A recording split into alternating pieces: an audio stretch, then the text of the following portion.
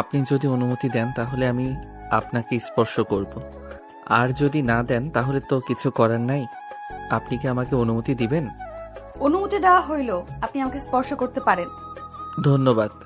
আয়ান ধন্যবাদ দিয়ে ঘোমটা খুলে কপালে ঠোঁটে স্পর্শ দিল। আয়ান বলে ওঠে, চলেন 2 রাকাত নামাজ পড়ে নেই। এই ভারী শাড়ি পরে থাকতে পারছি না। পোশাক পরিবর্তন করে নেন। নদী খাট থেকে নেমে লাগেজ থেকে 3 পিস বের করে ওয়াশরুমে চলে গেল। হঠাৎ করে দরজা নক করার শব্দ হলো। আয়ান দরজা খুলে দিলে আয়ান সামনে থাকা মানুষটার দিকে তাকাতে গালে থাপ্পড় মারল। আয়ানের কলার চেপে ধরে কিছু বলবে, তখন আয়ান বলে, মৃত মানুষকে মেরে কি হবে? শুধু শুধু নিজের হাত নষ্ট করার কি দরকার? এখানে বিষ আছে, খেয়ে ফেল। বেঁচে থাকার কোনো দরকার নেই তোর। কাপুরুষ তুই, বাপের মুখের উপরে কথা বলতে পারিস নে এটা খেয়ে ফেল। তোর বেঁচে থাকার চেয়ে তুই মরে যা। আয়ান বিষ দিকে হাত বাড়াতে যাবে, তখন ওয়াশরুমে দরজা খোলার শব্দ পেলে সাথে সাথে পেছন থেকে তুলির হাত কেউ ধরে টেনে নিয়ে গেল। আয়ানকে দেখে নদী বলে ওঠে, কি ব্যাপার, দরজা খুলে দাঁড়িয়ে আছো কেন? আর সরি তুমি বললাম, কারণ তুমি আমার ছোট, আমি তোমার সিনিয়র, কিছু মনে করো না। না, সমস্যা নাই। আপনার যেটা ভালো লাগে ওইটা বলে ডাক দিয়েন। দরজা খুলছো কেন? এমনি। আয়ান দরজা লাগিয়ে দিয়ে ওয়াশরুমে গিয়ে অজু করে আসলো। আলমারি থেকে জায়নামাজ বের করে। দুইজন নামাজে দাঁড়িয়ে গেল। দুইজন নামাজ পড়া শেষ করে জায়নামাজ ভাঁজ করলো। আয়ান নদীর হাত থেকে জায়নামাজ নিয়ে রেখে দিল। আয়ান নদীর কাছে আসতেই নদী বলে ওঠে, তোমার গাল লাল হয়ে আছে কেন? কই? মনে হচ্ছে কেউ থাপ্পড় মারছে। ও, মনে হয় মশা থাপ্পড় মারতে গিয়ে দাগ বসে গেছে। এখানে মশা কই পাও? ছিল একটা। যাই হোক, ওইসব বাদ দেন। ও আচ্ছা, একটা সত্যি কথা বলবো? বলেন। তোমার কি আমাকে পছন্দ হয়েছে? তুমি কি জানো আমি তোমার সিনিয়র, তোমার কলেজের নতুন শিক্ষিকা আমি। নদীর কথা শুনে আয়ান কিছুক্ষণ ভাবতে লাগলো। নদী বলে ওঠে, কি ব্যাপার, কি ভাবো এত? কিছু না। উত্তর দাও। থাক না এখন এইসব কথা। তার মানে আমাকে তোমার পছন্দ না? জানি না। বুঝছি পছন্দ না, তাহলে বিয়ে কেন করলে আমাকে? সত্যি বললে কষ্ট পাবেন। আমি চাই না আপনি কষ্ট পান। আজ যেহেতু বাসর রাত, সব মেয়েদের অনেক স্বপ্ন আছে, আপনারও আছে, তাই সবকিছু নষ্ট করতে চাই না। তুমি যা বলে, তোমার কি মনে হয় আমি কথাগুলো না শুনে শান্তিতে থাকতে পারবো বা ঘুমাতে পারবো নাকি? আমাকে সত্যিটা বলো, যত কষ্টই হোক আমাকে সত্যিটা জানতে হবে। আমি বলতে চাচ্ছি না, আমাকে জোর করবেন না। তোমাকে বলতে হবে, আমার জানা দরকার। বাসরাতে মিথ্যা বলো না। এখন যদি না বলো তাহলে এই সম্পর্ক কখনোই ভালোভাবে টিকবে না। তুমি যদি আমাকে ভালো না বাসো, পছন্দ না করো, ওইভাবে কখনোই সংসার হবে না। আমি এটা গ্যারান্টি দিতে পারি, আপনি আমার স্ত্রী যেহেতু আপনাকে অসম্মান করা বা আপনাকে কষ্ট দেওয়ার মতো কোনো কাজ আমি করব না। নিজে জ্বলে পুড়ে ছাই হইলেও অন্য কাউকে কষ্ট দেওয়ার মতো মানুষ আমি না। আমি সত্যিটা জানতে চাচ্ছি আয়ান। ঘুম পাচ্ছে, ঘুমাবো। আয়ান খাটে শুয়ে পড়তে যাবে, নদী রাগে কলার টান দিলে সোজা আয়ান নদীর বুকে এসেছে পড়ল। আয়ান নদীর বুকে স্পন্দনের শব্দ কেঁপে উঠল। নদী থ হয়ে গেল। নদী আয়ানকে শক্ত করে জড়িয়ে ধরল। আয়ান পাথরে থমকে গেল। নদী আয়ানকে বলতে লাগলো, আমি তো তোমার স্ত্রী, তুমি আমাকে যদি মিথ্যা বলো তাহলে কি হবে বলো? যা সত্যি আমাকে তো বলতে হবে, তাই না? মনের ভেতরে কোনো কিছু চাপিয়ে রেখে নিজেকে কষ্ট দিও না।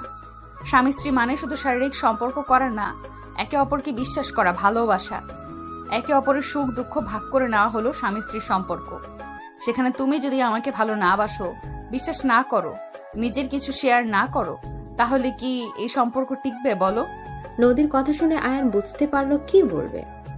আয়ান সোজা হয়ে দাঁড়িয়ে বলল, আমি কোনো কিছু প্রকাশ করতে পারি না। আমার মনের ব্যাপার আমি নিজের ভিতর লুকিয়ে রাখতে পছন্দ করি। আর আপনি এত ভাবেন না তো। আমি যথেষ্ট বড় হয়েছি, আমি জানি কিভাবে স্ত্রীর সাথে থাকতে হবে, কিভাবে রাখতে হবে। ভালো, ঘুমাও যাও। তোমার তো বলে ঘুম পেয়েছে। আপনি ঘুমান। আমার ঘুম ধরে নাই। তাহলে আসেন, গল্প করি। তোমার সাথে গল্প করার মুড নাই। রাগ করছেন? জানি না। আয়ান নদীর হাত ধরে টান দিয়ে নিজের সাথে জড়িয়ে ধরলে নদী লজ্জা পেয়ে গেল। নদী বলে ওঠে, ছাড়ো। ছাড়ার জন্য কি ধরছি নাকি? যে স্বামী স্ত্রীকে বিশ্বাস করে না, স্ত্রীর সাথে কোনো কিছু শেয়ার করে না, সেই স্বামীর আদরের কোনো দরকার নেই আমার। আমার বউ দেখি অভিমান করছে, দেখি কোথায় অভিমান করছে। আয়ান কথাগুলো বলে কাতুকুতু দিল। নদী খিলখিল করে হাসতে লাগলো। এক পর্যায়ে খাটের উপর দুজন পড়ে গেল। দুজন একের উপরের দিকে তাকালো। নদী আয়ানের ঠোঁটে কিস করে লজ্জায় বুকে মুখ লুকিয়ে ফেলল। আয়ান মুচকি হাসি দিলে আয়ানের চোখের কোণায় পানি আসার আগে হাত দিয়ে মুছে ফেলল। নদীকে আয়ান নিচে ফেলে 2 হাত খাটের উপর চেপে রেখে ঠোঁট নিজের দখলে নিয়ে নিল। আয়ানের স্পর্শ নদী কেঁপে কেঁপে উঠতে লাগলো। আয়ান ঠোঁটের স্পর্শ সারা শরীর ভরিয়ে দিতে লাগলো। আস্তে আস্তে আয়ান নদীর মাঝে হারিয়ে যেতে লাগলো। দুজন একে অপরকে আদর করতে লাগলো। অনেকক্ষণ আদর করার পর দুজন ক্লান্ত হয়ে গেল। নদী আয়ানের বুকের উপর মুখ লুকিয়ে শুয়ে থাকতে লাগলো। একবার আয়ানের দিকে তাকায় আর লজ্জায় লাল হয়ে বুকে মুখ লুকাতে লাগলো। আয়ান বলে ওঠে, বাবা, এত লজ্জা কই থেকে আসছে? পিচ্ছি পোলা ফাজিল, আমার সব দেখে ফেলেছো, ফাজিল কোথাকার। নদীর কথা শুনে আয়ান খিলখিল করে হেসে দিল। নদী আয়ানের হাসি দেখে মুগ্ধ হয়ে গেল। নদীর বাচ্চাদের মতো ব্যবহার দেখে আয়ান কপালে চুমু দিয়ে বলে, আপনাকে কে বলবে আপনি আমার সিনিয়র বাচ্চাদের মতো ব্যবহার করছেন? আপনাকে একদম কিউট বাচ্চা লাগছে। আমি বাচ্চা নাকি তুমি? আমি না আপনি। একদম বাচ্চা বলবে না, আমি তোমার কলেজের ম্যাম, তো আমাকে সম্মান করো। ঘরে আপনি আমার বউ, বাহিরে আপনার রাজত্ব চলে, ঘরে আমার চলবে? আয়ানের কথা শুনে নদী নাক হালকা করে কামড় দিয়ে বলল, আমি যে রাগী তোমার ধারণা নাই, ঘরেও আমার রাজত্ব, বাহিরেও। তা তো চলবে না বউ। দেখা যাবে। ঘুমাবেন নাকি? আবার একটু আদর করব? না না, আর না, অনেক ব্যথা করছে, ঘুমাও। সকালে হাঁটতে পারবো কিনা সন্দেহ আছে। আর একটু করেন, ঠিক হয়ে যাবে। মার দেবো, ঘুমাও বলছি। নদী আয়ানের মাথায় হাতে বুলিয়ে দিতে লাগলো। আয়ান চোখ বন্ধ করলে নদী আয়ানের বুকে মাথা রেখে ঘুমিয়ে গেল। আয়ান নদীকে বালিশে মাথা রেখে উঠে প্যান্ট পরে বারান্দায় চলে গেল। ফুলের টপের ভেতর থেকে সিগারেট লাইটার বের করে লাইটার ধরিয়ে ফুকাতে লাগলো আর ভাবতে লাগলো ফ্ল্যাশব্যাক। আব্বু, তুমি এভাবে আমার বিয়ে কিভাবে ঠিক করতে পারো? আমি কেবল কলেজে উঠেছি, এর ভিতরে তুমি আমাকে বিয়ে করাবে মানে? কলেজে উঠেছস, এখনো কি ছোট আছস নাকি? বড় হয়ে গেছস, আর মেয়ে দেখতে সুন্দর আছে, শুধু তোর বয়সে একটু বড় হবে, এইটাই। কি আমার বয়সের বড় মানে? একটা সিনিয়র মেয়ের সাথে আমার বিয়ে কিভাবে দিতে পারেন? আর আপনি তো আমার বিয়ে তুলির সাথে ঠিক করেছেন, তাহলে আবার হঠাৎ করে অন্য জায়গায় কেন বিয়ে করাবেন? রাখ তুলি, ওর সাথে আবার কিসের বিয়ে? 1 মাস আগে যে আমাদের সাথে ঝামেলা করলো, ভুলে গেছস? আব্বু, সেখানে তো তোমার ভুল ছিল। ওর তো বড় ভাই আছে, তাকে রেখে কি উনি সব আমাকে দিবে? তার কি ফ্যামিলি নাই নাকি? চুপ কর। ওর মেয়েকে যে আমার ছেলের বউ করতে চাইছিলাম, এইটাই তো হাজার হাজার শুকরিয়া আদায় করা উচিত ছিল। আমার ছেলে কি দেখতে কম নাকি? রাজপুত্রের মতো চেহারা। সামান্য ওই জমিটাহা আর 10 লাখ টাকা চাইছি, এতে দিতে যদি না পারে, তাহলে ওর মেয়ের সাথে বিয়ে কেন দিতে যাব? আব্বু, আমি বুঝলাম না, তুমি কি আমাকে বিয়ে করে দিতে চাও নাকি? চুপ কর। বিক্রি কেন করব? ওরা তোদের যাহা দিত সব তো তুলি হইতো। নিজের মেয়ের কথা যদি না ভাবে, সেই মানুষ যে ভবিষ্যতে কি করবে আমার বোঝা হয়ে গেছে। ওদের সাথে আর মিশবি না। আব্বু, লোভ করার খুব খারাপ, কিন্তু আমি যৌতুক নিয়ে বিয়ে করতে চাই না। চুপ কর। কিসের যৌতুক? যে মেয়ের সাথে বিয়ে ঠিক করছি, ওই মেয়েরা বড় বড় লোক ফ্যামিলির। এমনকি মেয়েটা তোদের কলেজের নতুন প্রিন্সিপাল। 20 লাখ টাকা দিবে, তোদের নামে একটা ফ্ল্যাটও দিবে। 20 লাখ টাকা দিলে আমাদের ব্যবসাটা আবার নতুন করে গড়ে তোলা যাবে। আব্বু, এত লোভী হয়েও না, নিশ্চয়ই মেয়েটার মাঝে সমস্যা আছে, না হইলে এত কিছু দিয়ে কেন বিয়ে দিতে চাচ্ছে? চুপ কর বেয়াদব। ওদের কি টাকার অভাব নাকি? ওনার 3টা মেয়ে, 3 জনের জন্য 20 লাখ করে টাকা রাখছে। ওদের বিজনেস আছে, ভবিষ্যতে ওইগুলো 3 মেয়েকে দিয়ে দেবে। এত বড় লোক দেখে তুমি বিয়ে দেওয়ার জন্য উঠে পড়ে লাগছো? আব্বু, আমি বিয়ে করব না। আমি তুলিকে। এই চুপ, একদম তুলির নাম নেবি না। ওই ফকিন্নির বাচ্চাদের কথা শুনতে চাই না। দেখো আব্বু, যত যাই বলো লাভ হবে না। আমি তুলিকে বিয়ে করব আর কাউকে বিয়ে করব না। এইটা আমার শেষ কথা। আয়ান কথাগুলো বলে চলে যেতে নিবে তখন আয়ানের আব্বু বলে ওঠে, আমার কথা না শুনলে ভেবে নে তোর আম্মু বিধবা হবে। আর বিধবা না, তোর আম্মুকেও বিষ দিয়ে মারবো, কারণ এভাবে পথে বসার থেকে মরে যাওয়া ভালো। আব্বু এসব কি যাতা বলছো? সামান্য টাকার জন্য এত জঘন্য কথা বলতে পারলে? আমি মুখ দিয়ে যা বলি সেইটাই করি, ছোটবেলা থেকে দেখে যাচ্ছিস। আর আমার মাথা গরম হলে তোর মায়ের ওপরে অত্যাচার বেড়ে যাবে, তখন আবার আমাকে কিছু বলতে আসিস না। আর আমি মারা গেলে তোর দাদি দাদা নিশ্চয়ই তোদের ভালো থাকতে দিবে না, তোর ছোট চাচ্চুর মতো তোদের হবে। আয়নের আব্বু হাসি দিলে আয়ন রাগে সামনে থাকা ফুলদানি ভাঙতে যাবে। আয়নের আব্বু হাত ধরে বলল, কুল বাবা, এত রাগ ভালো না, ঠান্ডা মাথায় থাকো, তাহলে ভালো থাকবে। ওই যে তোমার আম্মু, এই শুনো তো। আয়নের আম্মু আসলে আয়নের আব্বু সজোরে থাপ্পড় মারল। আয়নের সামনে আয়ন রাগে হাত মুঠো করে ফেলল। আয়নের আম্মু গালে হাত দিয়ে বলে, আমি কি কোনো ভুল করে ফেলেছি? না, বাট তোর ছেলে বেশি বুঝছে। তোর ছেলেকে বুঝা, না হলে তোদের মা ছেলে মেয়ের কি হবে বুঝতে পারছিস? আয়ান, কি হয়েছে বাবা? কিছু না। আগামীকাল থেকে বিয়ের সব কাজ শুরু হবে। যদি আয়ান বাবা তুমি যদি পালানোর প্ল্যান করো বা বেশি বুঝো, তাহলে এইবার তোমার আম্মু তোমার আদরের ছোট বোনের ওপরে অত্যাচার চলবে। আর যদি দেখতে পারি তাহলে তোমাকে মারবো, তুলিও কেউ ওদের ফ্যামিলিকে আগুনে পুড়িয়ে মারবো। এখন তুমি ভেবে দেখো কি করবে। এক, বিয়ে ভেঙে দিবে তো মা বোনকে হারাবে, সাথে ওই ফ্যামিলিও মরবে। আর দুই, বিয়ে করবে তো সবাই সুখী। আয়ান ওর আম্মুর দিকে ওর আব্বুর দিকে তাকালো। আয়ানকে চুপ থাকতে দেখে আয়নের আব্বু আয়নের আম্মুর চুলের মুঠো ধরে থাপ্পড় মারতে যাবে, সাথে সাথে আয়ান বলে ওঠে, আমি বিয়ে করব, আমি কোনো চালাকি করব না। আয়নের কথা শুনে আয়নের আব্বু খুশি হয়ে আয়নের আম্মুকে ছেড়ে দিয়ে হেসে বলে, গুড, আমি জানি তো আমার আব্বুজান আমার দুঃখ বুঝবে। গুড, মত চেঞ্জ করো না, ওকে? থাকো, যাই, অনেক কাজ আছে। আয়নের আব্বু চলে গেল। আয়নের আব্বু বলে ওঠে, আয়ান, বিয়ে সারা জীবনের ব্যাপার। আয়ান, তুই তুলিকে নিয়ে পালিয়ে যা, আমাদের কথা ভাবিস না। তুই আতিয়াকে নিয়ে তুলিকে নিয়ে এখান থেকে অনেক দূরে চলে যা, তোর আব্বু যেন তোদের খুঁজে না পায়। কোথাও যাব না, আমাকে নিয়ে তুমি ভেবো না আম্মু। আয়ান, বোঝার চেষ্টা কর, বিয়ে সারা জীবনের ব্যাপার। যাকে ভালোবাসিস না তাকে নিয়ে কিভাবে সংসার করবি? তুলিকে আর আতিয়াকে নিয়ে পালিয়ে যা, আমার গয়নাগুলো নিয়ে চলে যা। আমি গেলে যে তোমাদের শেষ করে দিবে। আব্বু কেমন আমার থেকে কেউ ভালো জানে না। আমি আমার জন্য ভয় পাই না, কিন্তু আমি চাই না আমার জন্য তুমি, আতিয়া, তুলি, ওর ফ্যামিলি বিপদে পড়ুক। আমি তোমাদের কষ্ট আমি মেনে নিতে পারবো না। আমি তুলিকে বিয়ে করলে ওকে সারা জীবন কষ্ট পেতে হবে। আমার বাপের চাহিদা মেটানো ওর বাপের পক্ষে সম্ভব হবে না। লোভ জিনিস খুব খারাপ নানু, এখন কিছু দেয় না। তোমার সম্মান এখানে আর নেই। তুলির অন্য কারোর সাথে বিয়ে হইলে সুখে থাকবে। আয়ান কথাগুলো বলতে বলতে চোখের পানিগুলো গড়িয়ে পড়তে লাগলো। আয়নের আম্মু জড়িয়ে ধরে কান্না করতে করতে বলে, তুই কি তুলিকে ছাড়া ভালো থাকবি? তুলিও তোকে ছাড়া ভালো থাকতে পারবে না রে বাপ। প্রথম প্রথম কষ্ট হবে, পরে ইনশাল্লাহ সব ঠিক হয়ে যাবে। তুমি ভেবো না আম্মু। আয়ান চোখের পানি হাতের উল্টো পেটে দিয়ে মুছতে মুছতে চলে গেল। আয়ান ভাবনা জগৎ থেকে বের হতে হাতে সিগারেটে আগুন লাগাতে তাড়াতাড়ি করে ফেলে দিল, চোখ মুছে ফেলল। কিছুক্ষণ দাঁড়িয়ে থেকে রুমে চলে গেল। রুমে গেলে ড্রিম লাইটের আলোতে নদী মুখটায় ভেসে উঠল।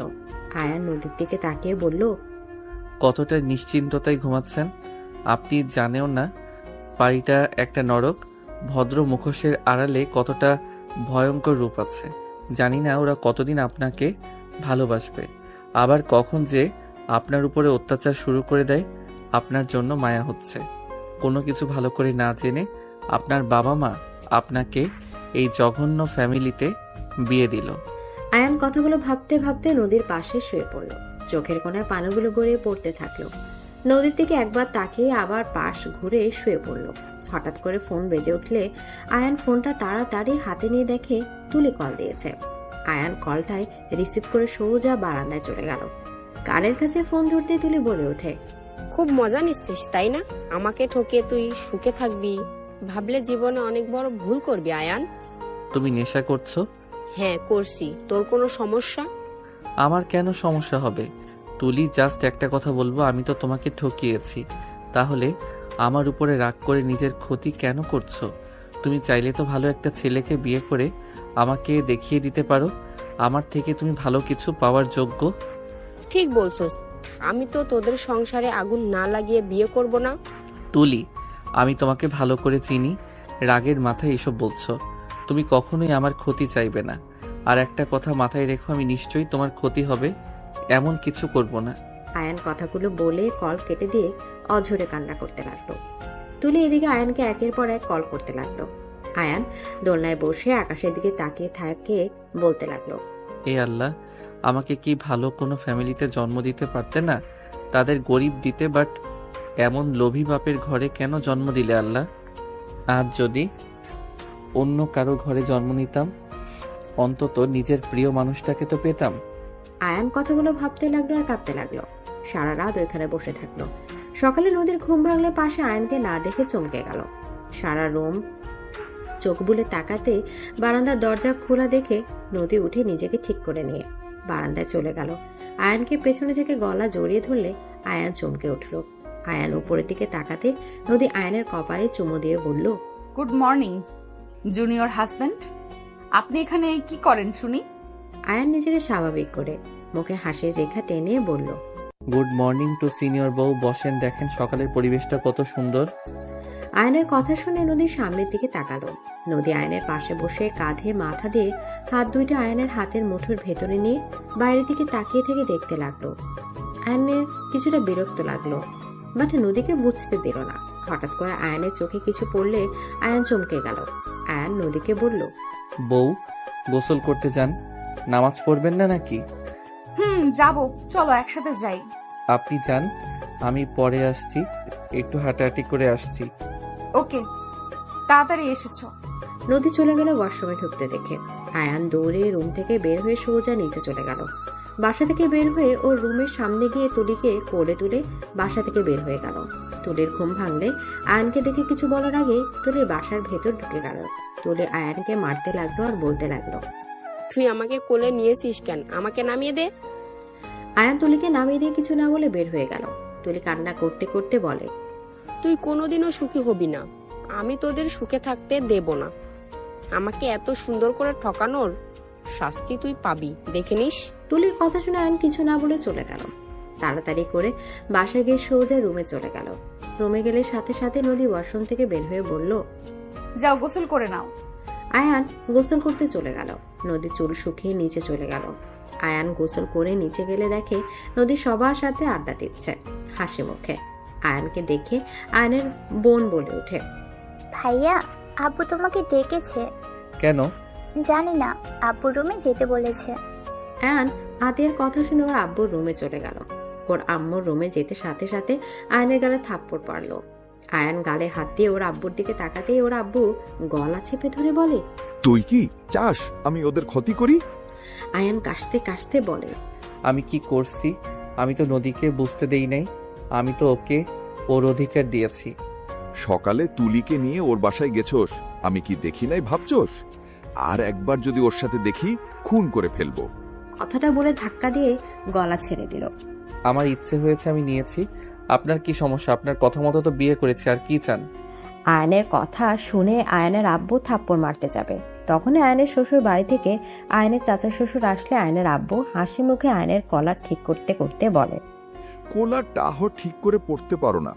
আসসালামু আলাইকুম আঙ্কেল, কেমন আছেন? ওয়ালাইকুম আসসালাম, আলহামদুলিল্লাহ। তুমি কেমন আছো বাবা? আলহামদুলিল্লাহ। আয়ান, যাও, তোমার চাচা শ্বশুর সাথে কথা আছে। আয়ান চলে গেল। আয়নের আব্বু নদীর চাচার সাথে কথা বলতে লাগলো। আয়ান বসার ঘরে চলে গেল। নদী কিছু বলার আগে আয়ান রান্নাঘরে চলে গেল। আয়ান ওর আম্মুকে থেকে জড়িয়ে ধরলো। আয়নের আম্মু আয়নের গালে হাত দিয়ে বলে, এখন কষ্ট পেয়ে কি হবে? আমি তো বললাম পালিয়ে যা, এখন তো বিয়ে করে ফেলছো। এখন কিচ্ছু করার নেই, ওই মেয়েটাকে মেনে নে। ওই মেয়ের তো কোনো দোষ নাই, ওই মেয়েটার উপরে কখনো রাগ দেখাস না। আম্মু, আমার কষ্ট হচ্ছে, আমি বুঝতে পারছি না কি করব। আম্মু, আমি এখানে থাকতে পারছি না, দম বন্ধ হয়ে আসছে। ধৈর্য ধর, ধৈর্যের ফল মিষ্টি হয়। তুমিও তো ধৈর্য ধরে আছো। আম্মু কোথায় মিষ্টি ফল পেলে? পেয়েছি তো, তোদের দুইজনের মধ্যে সন্তান পেয়েছি। হাজার কষ্ট হইলেও তোদের মুখের দিকে তাকালে সকল কষ্ট ভুলে যাই আমি। আয়ান কিছু বলল না। আতে এসেছে আয়ানকে পেছন থেকে জড়িয়ে ধরে কেঁদে দিল। আয়ান চমকে গেল। আয়ান আতের দিকে তাকিয়ে বলল, কি হয়েছে? কাকি আবারও আমাকে সবার সামনে ছোট করলো। আমি নাকি দেখতে ভালো না, কালো। আমার নাকি জীবনে কখনো বিয়ে হবে না। আমাকে সকাল সকাল দেখার কারণে নাকি তার দিন খারাপ যাবে। আয়ানের রাগ উঠে গেল। আয়ান রাগে হাত মুঠো করে নিবে, তখনই আয়ানের আম্মু হাত ধরে বলে, বাদ দে, তো শ্বশুরবাড়ি থেকে মানুষজন আসছে, ঝামেলা করিস না। আর নতুন বউ কি ভাববে? ওই মহিলাটা বেশি করা শুরু করছে। ওয়েট, দেখাচ্ছি মজা। আয়ান আতের হাত ধরে বসার ঘরে গিয়ে নদীর পাশে বসলো। সবাই হাসাহাসি করছে। তখন আয়ান ওর চাচাতো ভাই রাসেলকে বলল, এই রাসেল, হাসা বন্ধ করতো। তোর হাসি দেখে মনে হচ্ছে রাক্ষস হাসছে। আয়ানের কথা শুনে সবাই হাসতে লাগলো। আয়ানের চাচি আর রাসেল রাগে কটমট করতে লাগলো। আয়ান বলে ওঠে, ওইভাবে আবার তাকিয়ে আসোস কেন? মনে হয় শকুন তাকিয়ে আছে। আয়ান কথাগুলো বলে হাসতে লাগলো। আয়ানের সাথে সবাই হাসতে লাগলো। নদী বলে ওঠে, এই দুষ্টুমি বন্ধ করো। এইভাবে কাউকে ছোট করে দেখতে হয় না। আরে আমি ছোট করে কই দেখলাম? যা দেখাচ্ছে তাই বললাম। আয়ান বেশি বেশি হচ্ছে কিন্তু। রাসেল রেগে কথাগুলো বলে আয়ান উঠে ঠাস করে থাপ্পড় দিয়ে বলে, মশা পড়ছে, কানার মতো বুঝোস না নাকি? আয়নের কথার সাথে রাগে চোখে চাহনিতে রাসেল বুঝে গেল। ওই রাগে গজগজ করতে লাগলো। আয়ান রাসেলের সাথে বসে থেকে আস্তে আস্তে বলল, চোখ গরম করিস না, চোখ তুলে ফেলবো। নদী সবার থেকে অনুমতি নিয়ে কিছুটা দূরে গিয়ে ফোনে কথা বলতে লাগলো। আয়ান চলে গেল। রুমে গিয়ে বারান্দায় বসে বাইরের দিকে তাকিয়ে থাকলো। তুলির বারান্দাটা সহ স্পষ্ট দেখা যাচ্ছে। তুলি বারান্দায় বসে থেকে সিগারেট ঠোকাচ্ছে। তুলি আয়নের দিকে তাকিয়ে আছে এক পলকে। তুলির চোখগুলো লাল বরণ ধারণ করছে, চোখ দিয়ে পানি গড়িয়ে পড়ছে। আয়ান তুলির চোখের দিকে তাকিয়ে থাকতে না পেরে ঘুরে বসলো। আয়নের চোখ দিয়ে পানি গড়িয়ে পড়তে লাগলো। আয়ান উঠে রুমে চলে গেল। খাটের উপর পা ঝুলে শুয়ে পড়লো। হাত মাথার নিচে রেখে চোখ বন্ধ করলো। হঠাৎ করে আয়নের বুকের উপরে কেউ শুয়ে পড়লে আয়ান তুলিকে ভেবে খুশি হয়ে জড়িয়ে ধরতেই চোখ খুলে দেখে নদী। আয়নের হাসি এক নিমেষে মুখ থেকে মলিন হয়ে গেল। নদী আয়নের ঠোঁটে কিস করে বলল, এত কি ভাবো জান? না কিছু না। কিছু বলবে? আদর খেতে ইচ্ছে করছে। এখন মানুষজন আসছে তোমাদের বাসা থেকে। এটাই তো ঝামেলা। বাসায় গেলে বেঁচে যাই, তোমার কাছে পাবো, মন ভরে একটু দেখতে পারবো।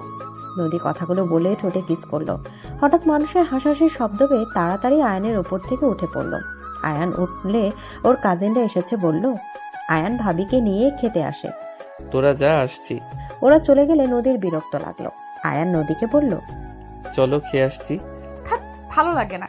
এই বাল্বগুলো কি বলছে না আমাদের নতুন বিয়ে হয়েছে, একা কাটানো দরকার? তখন গিয়েছিলাম, সবগুলো আটকিয়ে রাখছিল। আবার একটু কিস করার সুযোগ পেয়েছি, তখন এসেছে, খাবার জন্য ডাকছে। মেজাজ এত খারাপ হচ্ছে না। নদী এক নিঃশ্বাসে কথাগুলো বলল। আয়ান নদীকে পাশে বসে হাত ধরে বলল, আরে শান্ত হও, আমি তোমার হাজবেন্ড। আমাকে আদর করতে পারবে সব সময়। বিয়ের এই কয়েকদিন তো, তারপর তো সবাই যার যার বাসায় চলে যাবে। আমার কলেজে যাওয়ার সময় হবে, আর আপনার ক্লাস শুরু হবে, তখন সবাই যাবে। তখন সময় কোথায় পাবো? দুইজন তো ব্যস্ত হয়ে যাব। মেজাজ খারাপ হয়ে যাচ্ছে আমার। কুল, এত মেজাজ খারাপ করলে চলবে? মাথা ঠান্ডা রাখেন। তুমি বলো, ওটাতে তো সুন্দর লাগছিল, আবার আপনি আপনি করছো কেন? আচ্ছা সরি, তুমি বলে ডাকবো। এখন শান্ত হয়ে চলো। নদী আয়নের বাহু জড়িয়ে ধরে যেতে লাগলো। দুজন নিচে গেলে একজন বলে ওঠে, এই মেয়ের দেখি লজ্জা শরম খুব কম, এত মানুষের ভেতর জামাইকে কিভাবে জড়িয়ে ধরে আসছে? মহিলাদের কথাগুলো শুনে নদী মেজাজ খারাপ হয়ে গেল। নদী রেগে বলে ওঠে, আমি কি পরপুরুষের হাত ধরে আসছি নাকি? আমি আমার জামাইয়ের হাত ধরে হাঁটছি। আপনার যদি এত লজ্জা হয়ে থাকে তাহলে চোখ বন্ধ করে রাখেন। আমাদের দিকে তাকিয়ে আছেন কেন? নদীর কথা শুনে সবাই চোখ বড় বড় করে ফেললো। নদীর চাচা দৌড়ে এসেছে, নদীকে বলে, সরি, ওর মাথাটাই একটু বেশি গরম, কিছু মনে করবেন না। নদী, এমন ব্যবহার কেউ করে? কি করছি? হ্যাঁ, আমি আমার জামাইয়ের বাহু ধরে আসছি, সেখানে লজ্জার কি হইল? আশা বাদ দাও, ওনারা মুরব্বী হয়, তাদের সাথে এমন ব্যবহার করা যাবে না। মুরব্বী তো কি, কাণ্ডজ্ঞান তো নাই। মনে হয় আমাদের এই সময় তাদের আসে নাই, যত সব। এই, আপনারা আমার বৌমাকে কোনো কিছু বলবেন না। আমার ছেলে ছেলের বউ যেমন ইচ্ছা চলবে। বৌমা, রাগ করো না। রাহেলা, ওদের নিয়ে গিয়ে খেতে দেও। আতিয়া নদীর হাত ধরে নিয়ে যেতে লাগলো। আয়ান মনে মনে হাসলো। আয়ান ভাবতে লাগলো, ঠিক হয়েছে, সবসময় কুটনামি আমার আম্মুকে কম কথা শোনাইছে, আবার এসেছে আমার বউকে শোনাতে ভালো মতো শিক্ষা হয়েছে। আয়ান মিটিমিটি হেসে চলে গেল। আয়ানের দাদি বলে ওঠে, এই তোমরা যাও, খাবার খেতে যাও সবাই। মহিলাগুলো মুখ ভেঙচে দিয়ে চলে গেল। আয়ান নদীর পাশে বসলো। আতিয়া আয়ানের ডান পাশে বসলো। হঠাৎ করে রাসেল এসেছে আতিয়াকে বলল, এই আতিয়া, তুই পরে খা, আমার অনেক খিদা লাগছে, তুই ওঠে। আতিয়া উঠতে যাবে তখনই নদী বলে ওঠে, এইটাই কি ধরনের ব্যবহার? আতিয়া আগে বসেছে তাই আতিয়া আগে খাবে। তুমি খাবার নিয়ে ওখানে গিয়ে বসে খাও। আতিয়া ওখানে বসো। ভাবি, সমস্যা নেই, আমি পরে খাই। এই তুই বসে, ওই তুই যা তো। এদিকে আয়ান রাসেলের হাত এক ঝটকায় সরিয়ে দিয়ে আতিয়াকে বসিয়ে দিল। রাসেলের রাগ উঠে গেল। আয়ানের আম্মু ইশারা করলে চলে গেল। আয়ানের আম্মু খাবার দিলে নদী বলে ওঠে, আম্মু বসেন, আপনি তো সকাল থেকে অনেক কাজ করেছেন। তুমি খাও, আমি পরে খেয়ে নিব। আপনি আমাদের সাথে না খাইলে আমি খাবো না। এদিকে আম্মু আয়ানের আব্বুর দিকে তাকাতে আয়ানের আব্বু বলে, বৌমা বলছে খেয়ে নেও, বসো। নদী আয়নের আম্মুরকে তার পাশে বসিয়ে দিল। সবাই খাবার খেতে লাগলো। আয়নের আম্মুর খুশিতে চোখের পানি গড়িয়ে পড়তেই নদী বলে, আম্মু কান্না কেন করেন? এমনি, তুমিই খাও। আয়ান, খাওয়া দাও, আমি হাত দিয়ে খেতে পারবো না।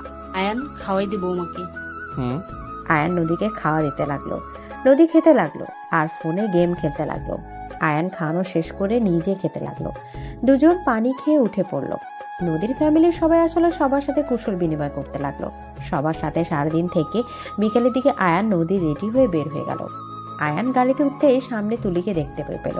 নদী গাড়িতে উঠতে বলে আয়ান উঠে পড়ল। সাথে নদী উঠলে গাড়ি ছেড়ে দিল। আয়ান পেছনে ঘুরে তুলিকে দেখতে লাগলো। আয়ানের হাত জড়িয়ে ধরে বলে, ওইদিকে কি দেখো? না, কিছু না। আমার দিকে তাকাও। নদী আয়ানকে নিজের দিকে ঘুরিয়ে নিল। হাতে মাঝখানে হাত রেখে নদী গল্প করতে লাগলো। আয়ান নদীর গল্পগুলো শুনতে লাগলো। আয়ানের বুকের ভেতর ঝরে উঠে গেল। আয়ানের চোখের কোণায় পানি গড়িয়ে পড়ার আগে আয়ান মুছে নিল। আয়ান ভাবতে লাগলো ফ্ল্যাশব্যাক। আয়ান, আমাদের বাসা তো সামনাসামনি, বিয়ের পরের দিন তো আমাদের নিয়ে আসবে। সেদিন আমরা পুরো শহর ঘুরে বাসায় আসবো, ঠিক আছে? তাহলে দূর দূর ফিল হবে, মজা হবে, তাই না? আর হ্যাঁ, সারা রাস্তায় তোর হাতের মুঠোর ভিতরে হাত রেখে কাঁধে মাথা দিয়ে ঘুরবো, ঠিক আছে? এই দিকে গিয়ে এই দিক দিয়ে ঘুরে ওই দিক দিয়ে বাসায় আসবো। ওকে ওকে, ঠিক আছে। হি হি হি, এত কাছে বাসা হয়ে ঝামেলাও হয়েছে। যাই হোক, আর একটা কিন্তু সুবিধা হয়েছে। আবার কি সুবিধা হইল? তোর সাথে ঝগড়া হইলে রাগ করে এক দৌড়ে বাসায় আসতে পারবো, তোমাকে চোখে চোখে রাখতে পারবো। রাগ করে থাকলে কি হবে? আমার হবু জামাইটাকে না দেখলে তো আর আমার ঘুম আসে না। বারান্দা থেকে লুকিয়ে তোমার উপর নজর রাখবো। আয়ান তুলির কথা শুনে হেসে তুলিকে বাহুর সাথে জড়িয়ে নিয়ে বলল, ঠিক আছে, আমিও পর্দা লাগিয়ে নিব যাতে আপনি আমার উপরে নজরদারি করতে না পারেন। আয়নের কথা শুনে তুলি রেগে মারতে যাবে।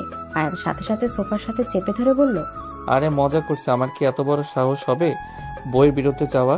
আমার 100টা না, একটা মাত্র বউ। আয়নের কথা শুনে তুলি লজ্জা পেয়ে গেল। আয়ান তুলির নাকের সাথে নাক ঘেঁষে দিলে দুজন হাসতে লাগলো। আয়ান হাসি মুখে ফ্ল্যাশব্যাক থেকে বের হলে দেখে নদী ওর দিকে তাকিয়ে আছে। নদীর দিকে তাকিয়ে হাসি মুখে মলিন হয়ে গেল। আয়ান ভাবতে লাগলো, আজ তোমার থাকার কথা ছিল, সেইখানে অন্য কেউ আমার হাতে হাত রেখে বসে আছে। আয়ান নদীর হাত ছড়িয়ে দিলে নদী বাহু জড়িয়ে ধরে থাকলো। আয়ানের বিরক্ত লাগতেল, বাট কিছু না বলে চুপ করে বসে থাকলো। 50 মিনিট পর একটা বাসার ভিতরে গাড়ি গিয়ে থামলো। আয়ান নদীর সাথে নামলো। দুজন সবার সাথে বাসার ভিতরে চলে গেল। আয়ান সবার সাথে কুশল বিনিময় করে রুমে চলে গেল। রুমে গেলে নদীর সাথে সাথে আয়ানকে খাটের উপর ধাক্কা দিলে তখন নদীর বোন চলে আসে। নদীর বোন রাইসা বলে ওঠে, কোথায় আমার নতুন দুলাভাই? আমি কিছু দেখি নাই। রাইসা কথাটা বলে সাথে সাথে পেছনে ঘুরে তাকালো। নদী লাফ দিয়ে উঠে পড়লো। রাইসাকে দেখে বলল, বুনু, কখন এসেছিস? এই তো কেবলই আসলাম। রাইসা কথাটা বলে পেছনে ঘুরে আয়নকে দেখলে আয়ন চোখ বড় বড় করে ফেললো। রাইসা বলে ওঠে, আয়ান, তুই এখানে? তুই এখানে কি করস? তোরা একে অপরকে চিনিস? বাট আয়ান তুই এখানে কি করস? আর ওয়েট, তোর উপরে আপু ছিল মানে তুই?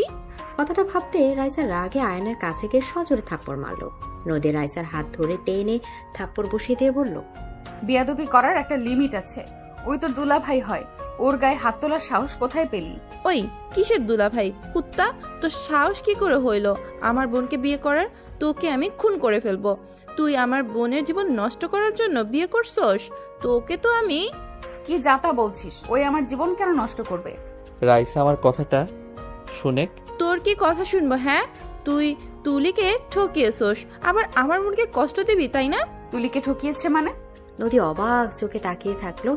রাইসা কিছু বলবে, আয়ন মুখ চেপে ধরতে যাবে। নদী রেগে আয়নের হাত ধরে এক ছটকায় নিজের কাছে দাঁড় করে দিয়ে বলল, এক পার নড়লে খবর আছে। রাইসা, কাহিনী কি বলতো? কিছু না। বল, তুই ভালো করে জানোস মিথ্যা লাইক করি না আমি। আর একবার যেহেতু আমাকে কিছু বলতে চাইছস, তোকে বলতে হবে। তাড়াতাড়ি বল, তুলি কে আর ওকে ঠকাইছে মানে কি? বউ আমার কথা শুনো। চুপ কর, তোর কথা শুনতে চাচ্ছি না। রাইসা, মুখ খোলেক। আমি তোর নিজের বোন, আমাকে সত্যিটা বল, কি বলতে চাচ্ছিস? আপু, ওদের বাসার সামনে একটাই বাসা আছে না, ওই বাড়ির মেয়ের নাম তুলি, আর আমার বেস্ট ফ্রেন্ড ওই আয়ান। তুলির ছোটবেলা থেকে একে অপরকে ভালোবাসে। ওই কিনা তোমাকে বিয়ে করছে, বুঝতে পারছো? ও কতটা খারাপ, যাকে বউ হওয়ার স্বপ্ন দেখিয়েছে, যার সাথে এত এত ভবিষ্যতের প্ল্যান করে, আজ তাকে রেখে তোমাকে বিয়ে করলো। এর জন্যই তো বলি, তুলি কেন আমার ফোন ধরে না? আল্লাহ জানে ও নিজের কিছু করে ফেলেছে কিনা। রাইসার কথা শুনে নদী আয়নের হাত ছেড়ে দিল। রাইসা আরো অনেক কিছু বলতে লাগলো। সব শুনে নদী আয়নের দিকে তাকিয়ে পড়ে যেতে নেবে, তখন আয়ান ধরতে নদী সজোরে ধাক্কা মেরে চিৎকার করে বলল, আমাকে একদম টাচ করবি না। তুই এতটা খারাপ, তুই অন্য কাউকে স্বপ্ন দেখিয়ে টাকার লোভে আমাকে বিয়ে করছিস। তোর মতো বেঈমান ছেলে আমার ভালোবাসা পাওয়ার যোগ্য না। তুই এখন আমার চোখের সামনে থেকে চলে যা, তোকে আমি খুন করে ফেলবো যদি আমার সামনে থাকোস। নদী, আমি তোমাকে কষ্ট দিতে চাই নাই। আমাকে কষ্ট দিতে চাস না, যাকে কষ্ট দেওয়ার তাকে তো দিয়েছিস।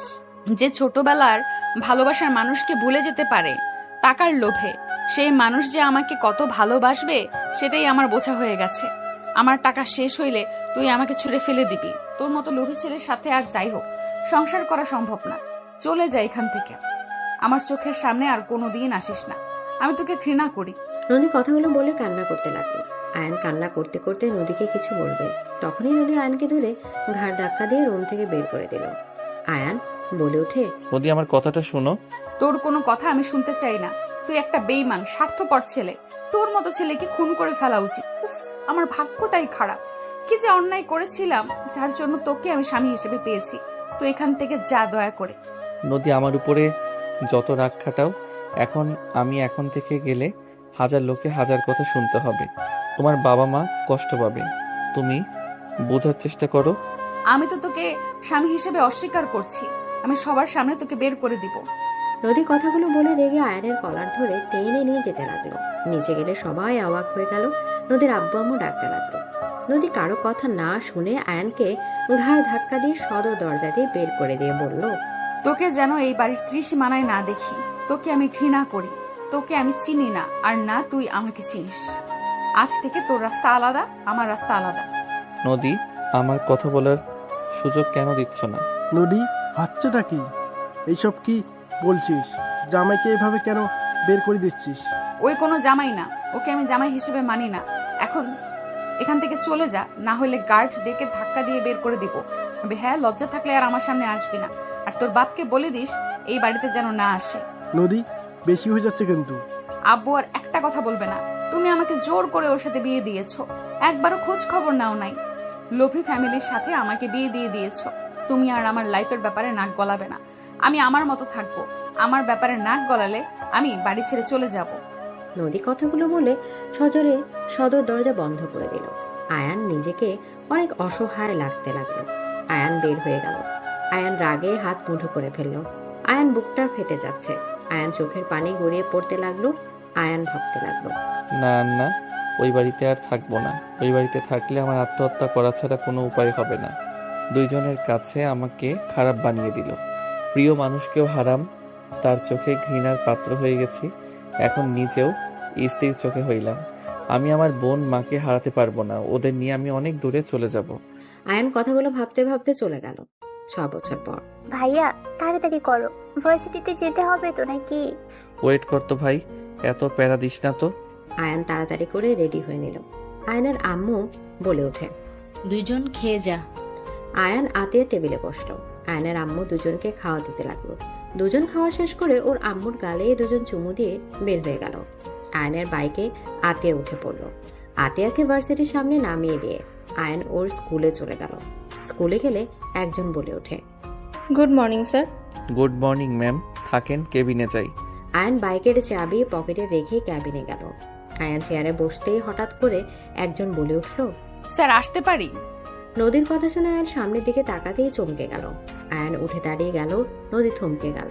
হঠাৎ করে নদীর সাথে থাকা বাচ্চা ছেলেটা সহ বলে ওঠে, মামা চলো না, স্যারকে বলো আমাকে ভর্তি নিতে। ছেলেটার কণ্ঠে দুজন ভাবনা জগৎ থেকে বের হলো। নদী বলে ওঠে, প্রিন্সিপাল আপনার কাছে পাঠালো। জি ভিতরে আসেন, বসেন। আয়ান বসলো।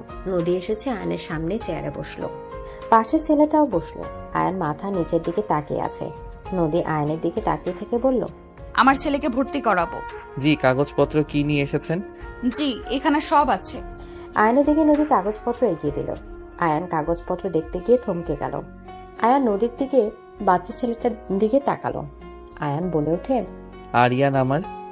আয়ান আর কিছু বলার আগে নদী থামিয়ে দিয়ে বলল, আমার ছেলে শুধুমাত্র আমার আর কারণ না, আপনার কাজ আপনি করেন। আয়ান আরিয়ানের দিকে তাকিয়ে থাকতে লাগলো। আয়ান আরিয়ানকে কাছে ডাকলো। আরিয়ান কাছে গিয়ে বলে, জি স্যার, আমাকে কি প্রশ্ন করবেন করেন, আমি সব উত্তর দিয়ে দেব। তাই? আয়ান আরিয়ানকে কোলে তুলে নিয়ে সারা মুখে চুমু দিতে লাগলো। এদিকে আয়ান খুশিতে চোখে পানি চলে আসলো। আয়ান আরিয়ানকে জড়িয়ে ধরলো। নদী বলে ওঠে, এটা কি ধরনের ব্যবহার হচ্ছে? আমার ছেলেকে ছাড়েন, আপনার কাজ করেন। আরিয়ানকে থামিয়ে দিল। আয়ান পকেট থেকে আরিয়ানকে চকলেট দিল। আরিয়ান নিতে না চাইলে নদীর দিকে তাকালো। নদী নেয়ার ইশারা করলে আরিয়ান নিল। নদী বলে ওঠে, কি ব্যাপার, আপনি কি ভর্তি নেবেন না নাকি? এই ফর্ম পূর্ণ করেন। আয়ান নদীর দিকে ফর্ম দিয়ে দিল। নদী ফর্ম পূরণ করতে লাগলো। আয়ান নদীর দিকে তাকিয়ে থাকতে লাগলো আর আরিয়ানের সাথে খেলতে লাগলো। আয়ান নদীকে আড়াই চোখে দেখতে লাগলো। নদী আয়ানের চোখে চোখ পড়তেই চোখ সরিয়ে নিল। নদীর চোখ পানি টলমল করতে লাগলো। আয়ান আরিয়ানকে নিয়ে খেলতে থাকলো। ফর্ম পূর্ণ হলে আয়ান সব কাগজপত্র নিয়ে ভর্তি করে দিল। আয়ান বলে ওঠে, আপনি চাইলে আরিয়ানকে আজকে ক্লাস করাতে পারেন। আগামীকাল থেকে আসবে। নতুন এসেছি, কাজ অনেক। বাই, আসসালামু আলাইকুম। আরিয়ান আগে বের হয়ে গেল। নদী বের হয়ে যেতে নিলে আয়ান নদীর হাত ধরে ফেলল। নদী থমকে গেল। নদীর পানি গড়িয়ে পড়ার আগেই নদী নিজেকে সামলিয়ে নিয়ে পেছনে ঘুরে রাগী লুক নিয়ে তাকিয়ে বলল, কি ধরনের ব্যবহার? শিক্ষকের ব্যবহার যদি এমন হয়, এখানে স্টুডেন্টদের যে কি শেখানো হবে আল্লাহ জানে। আমার হাত ছাড়েন, না হলে আমি প্রিন্সিপালের কাছে অভিযোগ করব। নদী আর কিছু বলার আগে আয়ান নদীর হাত এক ঝটকা টান দিয়ে নিজের সাথে শক্ত করে জড়িয়ে ধরল। নদী থমকে গেল। নদী চোখে পানি গড়িয়ে পড়ল। আয়ান বলে ওঠে, আমাকে ক্ষমা করে দেন আপনি। আমি আপনাকে ঠকাতে চাই নাই। আমি কখনোই আপনাকে ঠকাতাম না। আমি আপনাকে ভালোবেসে ফেলছি। আপনি আমার স্ত্রী। আপনাকে কষ্ট দেওয়ার কোনো ইচ্ছা আমার নেই। আয়ান আর কিছু বলার আগে নদী ধাক্কা দিয়ে সরিয়ে দিয়ে সজোরে গালে থাপ্পড় মেরে বলল, অসভ্য কোথাকার! এই আপনার চরিত্র, তাই না? আমার হাত যদি আর ধরেন, সোজা অভিযোগ দিব। দেখবো আপনার চাকরি কিভাবে থাকে। আয়ান কিছু বলার আগে নদী রেগে চলে গেল। আয়ান চেয়ারে বসে পড়ল। আয়ান নদীর চলে যাওয়ার দিকে তাকিয়ে থাকলো। সাথে আসলে আয়ান তাড়াতাড়ি চোখের পানি মুছে বলে, জি ম্যাম, কিছু বলবেন? ক্লাস নেবেন না? হ্যাঁ যাব। আয়ান কথাটা বলে ফোনটা তুলে চলে গেল। আয়ান ক্লাস নিতে চলে গেল। 4টার দিকে স্কুল ছুটি হলে আয়ান বাইক নিয়ে সোজা বাজারে চলে গেল। ডিমে খাঁচি কিনে যাচ্ছিল। হঠাৎ নদীকে বাজারে ব্যাগ নিয়ে যেতে দেখে আয়ান বাইক থামিয়ে বলে, আরিয়ান বাবু কেমন আছো? আরিয়ান আয়ানকে দেখে বলে, ভালো স্যার। আয়ান বলে ওঠে, ম্যাম, কিছু মনে না করলে আমি আপনাকে এগিয়ে দিতে পারি। আরিয়ান, তোমার হাঁটতে সমস্যা হচ্ছে না? দরকার নাই, আমরা হেঁটে যেতে পারবো। ম্যাম, নিজের সন্তানের কথা ভেবে তো আসেন। রাগ করে থেকে কি লাভ বলেন? আরিয়ান আয়ানের কথা শুনে বলে, মামা চলো না, হেঁটে যেতে পারছি না, পা ব্যথা করছে। আরিয়ান জোরাজোরি করলে নদী বাধ্য হয়ে উঠল। আরিয়ান আয়নের সামনে বসলো, নদী পেছনে। আয়নের কাঁধে হাত রাখতে গিয়েও রাখলো না। আয়নকে ঠিকানা দিলে আয়ন ঠিকানা অনুযায়ী নিয়ে গেল। গেটের সামনে বসা বাসাওয়ালা আয়ানকে দেখে বলে, আরে আয়ান বাবাজি, কেমন আছো? তোমাদের আম্মুর কাছে যাচ্ছিলাম, তুমি চলে এসেছো। কিছু হয়েছে আন্টি? নদী নেমে পড়ল, আরিয়ানও নামলো। তখন বাড়িওয়ালা বলে উঠে, তুমি কি ওনাকে চেনো নাকি? চিনতে তো ভালোই হলো, তোমার আম্মু ভাড়াটিয়ে যাচ্ছিল, ওনাদের বাসা ভাড়া দিয়ে দিও। উনি আর ওনার এই ছোট ছেলেটা থাকবে। ওনারা কি ভাড়া থাকতে রাজি হবে? ওনাদের বাসায় কিভাবে থাকবো? ওনারা কেমন না কেমন আমি তো ঠিক জানি না ভালো করে। নদীর কথা শুনে বাড়িওয়ালা বলে, কি বললেন, চেনেন না? তাহলে যে বাইকে আসলেন? আরিয়ানের স্কুলের শিক্ষক, উনি জোর করলো তাই আসতে বাধ্য হয়েছি। নদীর কথা শুনে বলে বাড়িওয়ালা বলে, ও চিন্তা করেন না, ওনারা অনেক ভালো। আয়ানকে নিয়ে ভাবছেন নাকি? আয়ান অনেক ভালো একটা ছেলে, ওকে নিয়ে চিন্তা করতে হবে না। ওর আম্মু সারাদিন বাসায় থাকে, আপনাকে মেয়ের মতো দেখবে। আয়ান, তাহলে তোমার আম্মুকে বলে দিও। ঠিক আছে আন্টি, আমি আসছি। আসসালামু আলাইকুম। আয়ান মুচকি হাসি দিয়ে চলে গেল। নদী বাড়িওয়ালাকে অন্য জায়গায় বাসা নিয়ে দিতে বলতে লাগলো। বাড়িওয়ালা বলে ওঠে, দেখো, আপনি আমার মেয়ের শিক্ষিকা, আমি সব জায়গায় আপনাকে দিতে পারি না। ওরা অনেক ভালো, ওখানে ওরা 6 বছর ধরে আছে। আয়নের ব্যাপারে এখানে সবাই জানে, আপনি নিশ্চিন্তে থাকেন। বাড়িওয়ালার কথা শুনে নদী মনে মনে ভাবতে লাগলো, আমার থেকে ভালো ওকে কেউ জানে না। ওই বেঈমান স্বার্থপর এখানে এসেছে সবার প্রিয় হইতে। বেঈমানরা সব সময় সবার প্রিয় হয়। নদী আরিয়ানকে নিয়ে চলে গেল। আয়ান বাসায় চলে গেল। বাসায় গেলে আতিয়া বলে ওঠে, ভাইয়া, একটা কাহিনী হয়েছে। কি? ভাবিকে দেখলাম। আম্মু নদীকে রুমা আন্টি ভাড়া দিতে বলছে। কি? নদীকে মানে? আবার সেই অতীত? আম্মু নদীর সাথে একটা সারপ্রাইজ আছে। ওর সাথে আবার কিসের সারপ্রাইজ? আসলে দেখতে পাবে। যাই হোক, অনেক ক্লান্ত লাগছে। আয়ান রুমে গিয়ে গোসল করে ঘুম দিল। ঘুম থেকে উঠে তাড়াতাড়ি করে রেডি হয়ে কোচিং নিয়ে চলে গেল। কোচিং এ পড়তে লাগলো। হঠাৎ করে নদী চলে আসলো। আয়ান সবাইকে থামিয়ে দিয়ে বলল, ম্যাম কিছু বলবেন? আন্টি আপনার কাছে পাঠিয়েছে, একটু সাইডে আসতে পারবেন কি? এই তোমরা পড়ো, আমি আসছি। আয়ান রুম থেকে বের হয়ে কিছুটা দূরে গেল। আয়ান বলে ওঠে, কিছু হয়েছে তোমার? সাথী নামের মেয়েটাকে খুঁজে পাওয়া যাচ্ছে না। আন্টি অনেক ভেঙে পড়েছে। দিশার থেকে তোমার ঠিকানা খুঁজলেন। দিশা বলল তুমি কোচিং সেন্টারে আসো। ঠিকানা চলে আসলাম। সাথী বাসায় যাই নাই। আচ্ছা ওয়েট, আমি দেখছি, তুমি বাসায় যাও। আরিয়ান একা বাসায় আছে, কান্না করবে তোমাকে না পেলে। ওই ঘুমিয়ে গেছে, উঠবে না, রাত 4টায় উঠবে ওই। আয়ান রুমে, আজকে সবাই বাসায় যাও, একটু কাজে আমাকে বের হইতে হবে। তোমরা আগামীকাল চলে এসেছো, আজকের পড়া পড়িয়ে দিব। ঢুকে সবাইকে বলল। আয়নের কথা সবাই চলে গেল। আয়ন তালা দিয়ে নদীকে নিয়ে বাইকে উঠে চলে গেল। আয়নে জানা আমাদের সব জায়গায় চলে গেল, কোথাও পেল না। হঠাৎ করে একটা জায়গার কথা মনে পড়লে আয়ন বাইক নিয়ে জঙ্গলের ভেতর চলে গেল। নদী বলে ওঠে, কোথায় যাচ্ছ? এদিকে, আমার ভয় লাগছে কিন্তু। আমাকে জড়িয়ে ধরো। আর ভয়ের কি আছে, আমি তো আছি।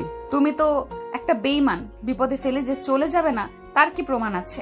নদীর কথা আয়নের বুকে গিয়ে লাগলো। আয়ন কিছু না বলে বাইক চালাতে লাগলো। আয়ন বেশি দূরে গিয়ে বলতে লাগলো, সাথী, এই সাথী। আয়নের ডাকে হঠাৎ করে কেউ একজন পুরোনো বাড়ির ভেতর থেকে বের হলো। নদী বলে ওঠে, এইটা তো সাথী ম্যাম। নদীর কথা শেষ হতে সাথের পেছন থেকে কয়েকজন বের হলো। সাথের হাতে বাঁধা। আয়ান রাগ বেড়ে গেল। আয়ান বলে ওঠে, সাথীকে ছাড়ো, আন্টি অনেক কান্না করছে। ছাড়ার জন্য তো ধরি নেই। আমি এখন পুলিশে ফোন দিচ্ছি। কি ব্যাপার? এই ম্যামকে কেন নিয়ে এসেছে জান? ম্যাম যে কাজ করতে চাচ্ছে, ওকে নিষেধ করো, উনি হুদাই ফেসে যাবে। ম্যাম রাখেন, কল দিয়েন না, আমি দেখছি। সাথীকে মেরে ফেলবে, আমি তাকিয়ে দেখবো নাকি? পারবে না, রাফিয়া ছেড়ে দাও, মাথা অনেক ব্যথা করছে কিন্তু। ছেড়ে দেবো তো জান, তোমাকে যেখানে টাচ করেছে আমি সেখানে আদর করব, তারপরে ছেড়ে দেবো। রাফিয়া, মেজাজ খারাপ করো না, আমাদের মাঝে কোনো সম্পর্ক নাই। হুট করে আমি পড়ে যেতে নিয়েছিলাম, সাথী আমাকে ধরতে গিয়ে আমার উপরে পড়ে গিয়ে লিপ কিস হয়ে গেছে। একদম চুপ, আমি একটাও বাজে কথা শুনতে চাই না। আমি খুব ভালো করে দেখছি ওইটা ওঠা বাদ দিয়ে মজা নিচ্ছিল। নদী চোখ বড় বড় করে ফেলল। রাফিয়ার সাথীর ঠোঁটের দিকে সজোরে খুশি মারতে যাবে। আয়ান দৌড়ে গিয়ে হাত ধরে পেছন থেকে জাপটে ধরে আর তিনজনকে অন্য হাত দিয়ে থাপ্পড় দিয়ে ফেলে দিল। নদীকে ইশারা করলে নদী সাদের হাত পা খুলতে লাগলো। রাফিয়া বলতে লাগলো, আমাকে ছেড়ে দাও আয়ান, আমি ওরে খুন করে ফেলবো। ও কতবার বলছে আমার জিনিসের দিকে নজর না দিতে, ওই বারবার একই কাজ করছে। আমিও এমন হাল করব, ও কোনো ছেলের দিকে যেন না তাকাতে পারে। রাফিয়া, আমি কারো জিনিস না। আমি তোমাকে লাভ করি না। আর আমি আগেও বলছি, এখনো বলছি, আমি অন্য কাউকে ভালোবাসি। এই মেয়ে পাগল নাকি? এই আয়ান কখনোই কাউকে ভালোবাসতে পারে না। ওই ভালোবাসে একজনকে, ওই একটা স্বার্থপর। ওর জন্য কেন তুমি নিজের নামে কলঙ্কের দাগ নিচ্ছ? নদীর কথা শুনে সাথে রাফিয়ার সাথে সবাই অবাক হয়ে তাকালো। সাথে বলে ওঠে, ম্যাম এসব কি বলছেন?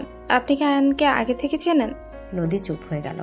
আয়ান বলে ওঠে, ম্যাম, ওকে নিয়ে যান, আমি দেখছি। আয়ান রাফিয়াকে শক্ত করে ধরে থাকলো। এই মেয়েগুলো সাথীকে ধরতে যাবে।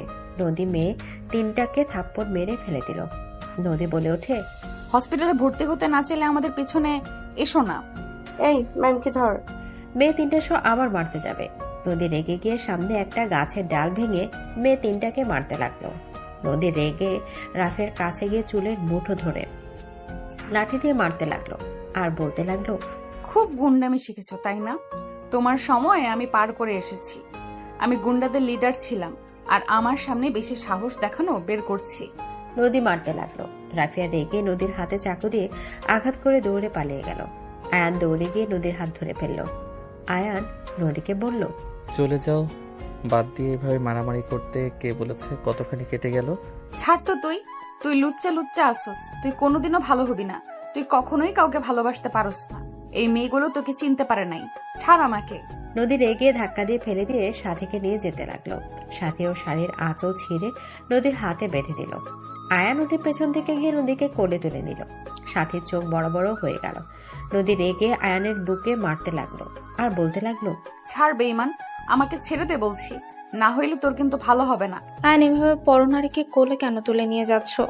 তোমাকে ওইটা নিয়ে ভাবতে হবে না, তুমি হাঁটো। আয়ান গাড়ির কাছে নিয়ে গিয়ে গাড়িতে বসিয়ে দিয়ে বাইকে উঠে পড়লো। সাথী পেছনে বসলো। আয়ান বাইক চালাতে লাগলো। নদী বলতে লাগলো, আমার ভাগ্যটাই খারাপ। দিন শেষে আবার তোর সাথে দেখা হইল। তুই কেন আমার জীবন থেকে যাস না? একটু শান্তির জন্য এখানে আসলাম, সেখানেও তুই কেন আমার সামনে? তোকে আসতে হলো। নদী, ভাগ্যক্রমে তুমি নিজেই আমার কাছে এসেছো। এতে প্রমাণ হয় তুমি যত আমাকে ঘৃণা করো, তুমি আমার থেকে সরতে পারবে না। আর তুমি যে আমাকে ভালোবাসো তার প্রমাণ আরিয়ান। তুমি আমাকে ভালো না বাসলে কখনোই আরিয়ানকে দুনিয়াতে আনতে আর এত ভালোবাসা দিয়ে বড় করতে না। Just shut up. কিসের ভালোবাসা? আরিয়ান আমার সন্তান। আমি মা হয়ে আমার সন্তানকে কেন নষ্ট করব? তোর মতো ফালতুর জন্য আমার সন্তানকে কেন নষ্ট করতে যাব? ওর শরীরের আমার মতো বেঈমানের রক্ত রয়েছে। তার মানে আয়ান নদী ম্যাম তোমার স্ত্রী আর আরিয়ান তোমার ম্যামের ছেলে? আমি কারোর স্ত্রী না আরিয়ান, আমার সন্তান আর কারো না। ভাবি, আপনি আরিয়ানকে ভুল বুঝছেন। আরিয়ান আমাকে সব বলেছে আপনার ব্যাপারে। আয়ান আপনাকে ভালোবাসে। আয়ান তুলিকে ইচ্ছে করে ঠকায়নি, ওর পেছনে কারণ ছিল। তোমাকে যা ভুল বোঝানো হয়েছে সেটাই বিশ্বাস করছো। ওই আমাকে ভালোবাসে না। আমাকে ভালোবাসার মতো কারণ আমি খুঁজে পাই না। ওই আমার বাপের টাকাকে ভালোবাসতো। ও টাকার লোভ থাকলে কখনোই ওখান থেকে মা বোনকে নিয়ে পালিয়ে আসতো না। আপনি একটু ভেবে দেখেন তো, আপনি আয়নকে বের করে দেওয়ার পর আয়ন কেন পালিয়ে আসলো ওই রাতে ওর মা বোনকে নিয়ে? আমি ওকে বের করে দিয়েছি। ওর আব্বু জানলে ওকে মারতো, সেই ভয়ে চলে এসেছে। এখানে না বোঝার কি আছে? আচ্ছা, তুলির সাথে যে আয়ানের প্রেম ছিল এটা কি কেউ জানতো না? ওর পুরো ফ্যামিলি জানতো তুলির সাথে আয়ানের প্রেম আছে। ওরা একে অপরকে বিয়ে করবে। হুট করে কি হলো যে ওরা আয়ানকে অন্য জায়গায় বিয়ে দিল? টাকার লোভে বিয়ে দিয়েছে। হ্যাঁ, লোভে বিয়ে দিয়েছে, কিন্তু সাথী আর কিছু বলার আগে আয়ান বাইক থামিয়ে দিল। দুজন নামলে আয়ান বলে ওঠে, সাথী, কাউকে বলো না নদীর সাথে আমার কি সম্পর্ক। বুঝতে তো পারছো? ভয় পেও না, আমি আরিয়ানের খেয়াল রাখবো। কিছু হলে তোমাকে খবরও দিব। আর সকালে তো উনি তোমাদের বাসায় চলেই যাবে। ওকে। আয়ান বাইক নিয়ে চলে গেল। নদী কিছু না বলে বাসার ভেতর চলে গেল। সাথীকে দেখে ওর আব্বু আম্মু দিশা অনেক খুশি হলো। নদীকে সবাই ধন্যবাদ দিতে লাগলো। নদী রুমে চলে গেল। সাথে রুমে গিয়ে গোসল করে নিল। গোসল করে নদীর রুমে চলে গেল। নদী সাথীকে দেখে বলল, দয়া করে তুমি ওর বিষয়ে আমাকে কিছু বলো না। লোভীর কথা শোনার কোনো ইচ্ছে আমার নাই। আমি এখন থেকে ট্রান্সফার হয়ে চলে যাব। চলে যাইয়েন, কিন্তু আমার কথাগুলো একবার শুনেন। সাথে অনেক রিকোয়েস্ট করতে লাগলো। নদী বিরক্ত হয়ে বলে, শুনি, কি বলবে বলো। কত মিথ্যা বলছে, আমি একটু শুনি। আয়ান আমার ভালো বন্ধু। আমরা অনলাইনে পরিচয় হয়েছিলাম। আমরা কোনোদিন একে অপরের সাথে দেখা করিনি বা কেউ কাউকে কখনো দেখিও নি। ওই আমাকে সব বলতো, আমিও ওকে সব কিছু বলতাম। কিন্তু একদিন হঠাৎ করে রাত 2টোয় ও আমাকে ভিডিও কল দেয়। আমি সেদিনই অনেক অবাক হয়ে গেছিলাম। আমি কল রিসিভ করতেও চলেও গেছিলাম। ও অনেক কান্না করছিল, আমাকে বলছিল ও এখন থেকে পালাতে চায়। আমি তো ওর সম্পর্কে সব আগে থেকেই জানতাম। আমি ওর অবস্থা দেখে আমার ঠিকানা দিয়ে দিই, কোথায় কিভাবে আসতে হবে সব শিখিয়ে দিলে ও সেদিনই এখানে চলে আসে। আপনাদের বিয়ের 7 দিন আগে থেকে ও আমাকে কিছু বলেনি ওর সাথে কি হয়েছিল। পরে যখন আমাদের এখানে আসে, প্ল্যান মাফে আসলে আমার আব্বুর সাথে ভালো একটা সম্পর্ক হয়, সেই থেকে এখানেই আছে। তারপর একদিন আমি ওকে অনেক জোর করে, তারপর আমাকে ও সব কিছুই বলে কি হয়েছিল। সাথে নদীকে সেদিন রাত থেকে সব কিছু খুলে বলতে লাগলো। নদী যত শুনছে তত যেন অবাক হয়ে যাচ্ছে। নদীর চোখ দিয়ে পানি গড়িয়ে পড়ল। নদী কান্না করতে করতে লাগলো। সাথে সব বলে নদীর কাঁধে হাত দিলে নদী বলে ওঠে, আমি ওকে ভুল বুঝে কত কথা বলছি, ঘাড় ধাক্কা দিয়ে বাড়ি থেকে বের করে দিয়েছি। ওই আমাকে একবার বলতে পারতো এসব কাহিনী। একজন বাপ এত খারাপ কিভাবে হতে পারে? আমি এই মানুষটাকে শিক্ষা দিয়ে ছাড়বো। লোভের জন্য সন্তানের জীবন নষ্ট করার কোনো অধিকার ওনার নাই। ঘুমান, অনেক রাত হয়ে গেছে, আমিও ঘুমোতে যাই। আয়নের নাম্বার আছে কি তোমার কাছে? আছে। আর হ্যাঁ, আমরা যে আগে থেকে পরিচিত এটা যেন কেউ না জানে, কারণ আজ পর্যন্ত কেউ জানেই না।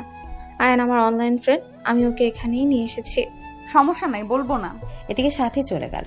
নদী সারা রাত আয়ানের জন্য কান্না করতে করতে ঘুমিয়ে গেল। সকালে ঘুম ভাঙলে সাথে দিশা, নদী, আরিয়ান চলে গেল। বাসায় গেলে আতিয়া আয়ানের আম্মু বসে আছে। নদী কিছু বলবে তখন আয়ানের আম্মু বলে, সাথী, তোমার আম্মুর ফোন বন্ধ কেন? আর আমাদের ভাড়াটিয়া লাগবে না, রহিমা ভাবির বাসায় নিয়ে যাও ওনাদের, ওখানে এক রুম ফাঁকা আছে। আন্টি, আপনি আপনার নাতি আরিয়ান। সাথীর কথা শুনে দিশা, আতিয়া, আয়নের আম্মু অবাক হয়ে গেল। নদী আরিয়ানের কানে কানে কিছু বলে আরিয়ান দৌড়ে গিয়ে আয়নের আম্মুকে জড়িয়ে ধরে বলে, দাদুমণি। আয়নের আম্মুর বুক কেঁপে উঠল।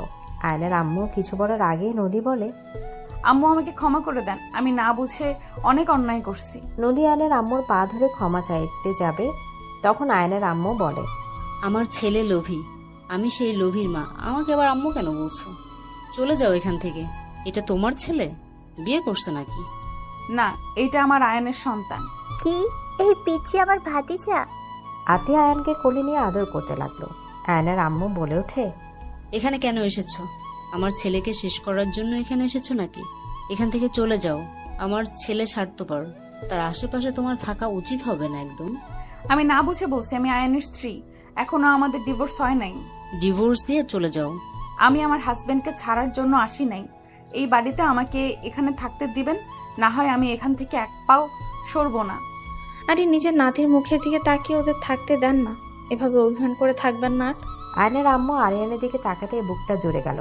আরিয়ানকে কোলে নিয়ে বলল, এখানে থাকতে পারে, বাট আমার ছেলের আশেপাশে যেন আমি তোমাকে না দেখি। ওই রুমে তুমি থাকবে, আমার নাতি সব রুমে যেতে পারবে, বাট তুমি যেতে পারবে না। দেখা যাক। ভাবি আসেন। আতিয়া নদীকে নিয়ে চলে গেল। লাগেজ থেকে সব বের করলো। আতিয়া নদীকে গোছাতে সাহায্য করতে লাগলো। আতিয়া বলতে লাগলো, ভাবি মন খারাপ করেন না, আম্মু একটু আগে থেকে রাগী হয়ে গেছে, আগের মতো সেই সরল টাইপের নেই। এখানে থাকেন, আম্মুর কথা মতো চলেন, দেখবেন একাই মেনে নিবে। ভাইয়া কি জানে আরিয়ান তার ছেলে? জানে। ও, ভাইয়া তাহলে এই সারপ্রাইজ দিতে চাইছিল। ভাবি এবারই তার কোনোদিন যান নাই? না, কোনো যোগাযোগ রাখি নাই, বাট আমি ওই বাড়িতে ফিরে যাব। শ্বশুরমশাইকে টাইট দিতে হবে, আগে আমার শাশুড়ি আমাকে দলে নেই। ওনার সাথে না লাগাই ভালো ভাবি। উনি নিজের স্বার্থের জন্য নিজের সন্তান স্ত্রীকে খুন করতে পারে, আর সেখানে আপনি তো বরের মেয়ে। সেটাই আমি দেখব। যাই হোক, এই বাসাটা কার? ভাইয়া কিনেছে। এত টাকা ওই কোথায় পেল? ভাইয়া তো টিউশনি করাই। ভাইয়া 3টা কোচিং সেন্টার ছিল, তারপর এখন কেজি স্কুলে শিক্ষকতা করে। 3টা কোচিং থেকে ভাইয়ার মাসে 80,000 টাকা আসে। আগে আরো বেশি ছিল, এখন ভাইয়া বাদ দিয়েছে। এত প্রেশার নিতে পারে না, মাথা ব্যথা করে। 5 বছর অনেক খাটাখাটি করেছে। এই বছরটা একটা কোচিং সেন্টার চালাচ্ছে, আর 2টা 4 জনের কাছে দিয়ে দিয়েছে। ওখান থেকে ওদের বেতন দেয়, আর যা থাকে সব ব্যাংক আর সংসার খরচ দেয়। কোচিং করে এত টাকা? আগে ছিল 3টা কোচিং মিলে 160 স্টুডেন্ট, আর ভাইয়া পড়ানো ভালো দেখে এখন আরও বেড়েছে। সবার থেকে পেমেন্টও কম নেই, 500 করে। যারা বড় তাদের থেকে এখন 1000 করে নেয়। ওখানে 50 জন আছে, ওখানেই তো ভাইয়ার 50,000 হয়েই যায়, আর বাকিটা তো বাদই দিলাম। বাবা, আমার জামাই দেখি এখানে এসেছে লাখ টাকার মালিক হয়ে গেছে। ভাইয়া আরেকটা বাড়ি করছে ভাড়া দেওয়ার জন্য। আরে বাহ, আমি যত শুনি তো যেন অবাক হচ্ছি। থাক, আর আমাকে বলো না, অজ্ঞান হয়ে যাব। অজ্ঞান হওয়া দরকার নেই, ফ্রেশ হয়ে আসুন, খাবার দিই। তোমার নবাব ভাই কোথায়? ঘুমোচ্ছে, আজ তো শুক্রবার, ছুটির দিন। ও আচ্ছা, আম্মু তো ওইখানে বসে আছে, ওই রুমে কিভাবে যাব? ওয়েট করো, আমি আসছি। আতিয়া বের হলো রুম থেকে। আরিয়ানের কাছে গিয়ে কিছু বলে আতিয়া চলে আসলো। নদী দেখলো আরিয়ানকে নিয়ে আয়নের আম্মু কোথাও যাচ্ছে। আতিয়া বলে ওঠে, যান, কাজ হয়ে গেছে। কি ব্যাপার, কোথায় যায়? আরিয়ানকে বললাম চকলেট আইসক্রিম খেলে দাদুমণিকে বলো। আরিয়ান বলতেই চাচ্ছিল না, বুঝলাম। পরে বললো আম্মু নিয়ে গেছে দোকানে। হায় রে, ফাজিল হয়েছে তুমি। আতিয়ার সাথে দিশার সাথে সোফায় বসে গল্প করতে লাগলো। নদী আয়নের রুমের ভেতরে গেলে নদী ভ্যাপাচেকা খেয়ে গেল। নদী তাড়াতাড়ি করে আয়নের লুঙ্গিটা দিয়ে নিচের দিকে দিলে আয়নের ঘুম ভেঙে গেল। তাড়াতাড়ি করে উঠলে দেখে নদী আয়ান ভ্যাপাচাকা খেয়ে বলল, তুমি কিছু হয়েছে? লুঙ্গি সামলাতে পারে না, সেই মানুষ আবার গার্লফ্রেন্ড সামলাতে আসে। দেখো নদী, আমার কোনো গার্লফ্রেন্ড নাই। আমি তোমাকে লাভ করি, আমি কোনো হারাম কোনো কিছুতে নাই। আমি আমার স্ত্রীকে ভালোবাসি আর সারা জীবন তাকে বাসবো। চাপাবাজি। বিশ্বাস না করলে আমার কিছু করার নাই।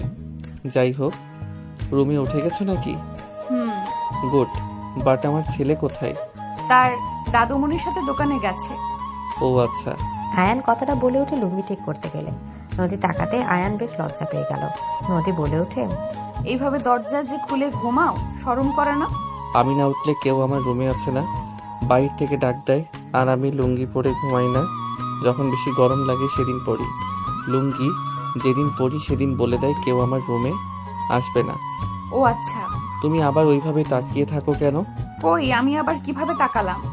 যাই হোক, যাও ফ্রেশ হয়ে নাও। আয়ান ওয়াশরুমের দিকে যেতে যেতে ভাবতে লাগলো, কাহিনী কি? বউটার ব্যবহার কেমন যেন পরিবর্তন মনে হচ্ছে। আর আমার রুমে আসলো না, আমাকে তো ঘৃণা করে। আবার ওইভাবে কেন তাকিয়েছিল? আয়ান ভাবতে ভাবতে ফ্রেশ হয়ে নিল। ফ্রেশ হয়ে বের হলে দেখে নদী বিছানা ঠিক করে ঘর ঝাড়ু দিচ্ছে। আয়ান চোখ কপালে উঠে গেল। আয়ান তাড়াতাড়ি করে নদীর হাত থেকে ঝাঁটা নিতে গিয়ে সোজা দুজন ফ্লোরে পড়ে গেল। নদী আয়নের উপর পড়ে গেলে আয়নের ঠোঁট গিয়ে নদীর কপালে গিয়ে লাগলো। নদী মুখ তুলতে আয়ন বলে উঠল, ঠিক আছে, আর তুমি আমার রুম কেন পরিষ্কার করছো? এভাবে টান কেন দিলে? ব্যথা তো ঠিকই পেলে। অল্প পেয়েছি, ওঠো। পারবো না। নদী আয়নের উপর জিদ করে শুয়ে থাকলে আয়ান বুঝতে বাকি রইল না। আয়ান খুশিতে নদীকে জড়িয়ে ধরল। আতিয়া বাহির থেকে কাশি দিয়ে বললে, বসের ঘর থেকে সব দেখা যাচ্ছে, সাথী আপু বলো দরজা লাগিয়ে নিতে। আতিয়ার কথা শুনে নদী আয়ান লজ্জা পেয়ে তাড়াতাড়ি উঠে পড়ল। নদী বলে ওঠে, বেয়াদব ছেলে কোথাকার, এইভাবে কেউ জড়িয়ে ধরে, লজ্জা শরম নাই? আয়ান ভ্রু কুচকে তাকালো। আয়ান সোজা দরজা লাগিয়ে দিতে যাবে, ওর আম্মুর কণ্ঠ শুনে নদী ছিটকে রুম থেকে বের হয়ে গেল। আয়ান ফিক করে হেসে দিল। আয়ান আলমারি থেকে শার্ট প্যান্ট বের করে পরে নিল। আয়ানের আম্মু বলে ওঠে, আয়ান কোথাও যাবি নাকি? গতকাল কোচিং পড়াতে পারি নাই, রাফিয়া সাথীকে তুলে নিয়ে গেছিল। ওকে খুঁজতে গিয়ে আর পড়ানো হয় নাই। ওই মেয়েটা খুব বিগড়ে গেছে, ওর মায়ের কাছে নালিশ দিয়ে তো কিচ্ছুই হচ্ছে না। আচ্ছা, খাবার খেয়ে নে। এই তোমরাও আসো। আন্টি, আমরা এখন খাবো না। চলো, খেতে এত লজ্জা কেন পাও? আয়নের আম্মু সবাইকে নিয়ে খাবার টেবিলে চলে গেল। নদী খাবার পরিবেশন করতে গেলে আয়নের আম্মু বলে, ভাড়াটিয়ার মতো ভালো এই বাড়ির বউ হওয়ার চেষ্টা করো না একদম। আম্মু দিক, নদী তুমি বসো। নদী বসলো। আয়নের আম্মু সবাইকে খাবার দিতে লাগলো। আরিয়ানকে কোলে বসিয়ে নিজে বসে বলল, তোরা ভাই বোন আজ নিজের হাতে খা। আজ থেকে আমি আমার নাতিকে খাওয়াবো, আর কাউকে খাইয়ে দিতে পারবো না। আয়নের আম্মুর কথা শুনে আয়ান আতিয়া চোখ বড় বড় করে তাকালো। আতিয়া বলে ওঠে, নাতি পেয়ে আমাদের ভুলে গেলে? সম্পর্ক বদলে গেল একটি পলকে। আয়নের কথা শুনে সবাই হেসে দিল। আতিয়া বলে ওঠে, কি আর করার, ভাইয়া নিজের হাতেই খাইতে হবে, যাও। সবাই খেতে লাগলো। খাওয়ার ভিতর হঠাৎ করে নদীর পায়ে সুড়সুড়ি দিলে নদী ব্রু কুচকে তাকালো। আয়ন মিটিমিটি হাসলো। নদী জোরে একটা পাড়া দিলে আয়ন সাথে সাথে পা সরিয়ে নিল। নদী মিটিমিটি হাসলে আয়ন মুখ ভেঙচি দিলে সাথী কানে কানে বলে, প্রেম উঠলে উঠছে। আন্টি বুঝতে পারলেন না, ভাস দিবে। চুপ থাক। আয়ান খাওয়া শেষ করে বলল, আম্মু আসছি, আব্বু টাকা। আয়ানের কথা শুনে আরিয়ান বলে, টাটা স্যার।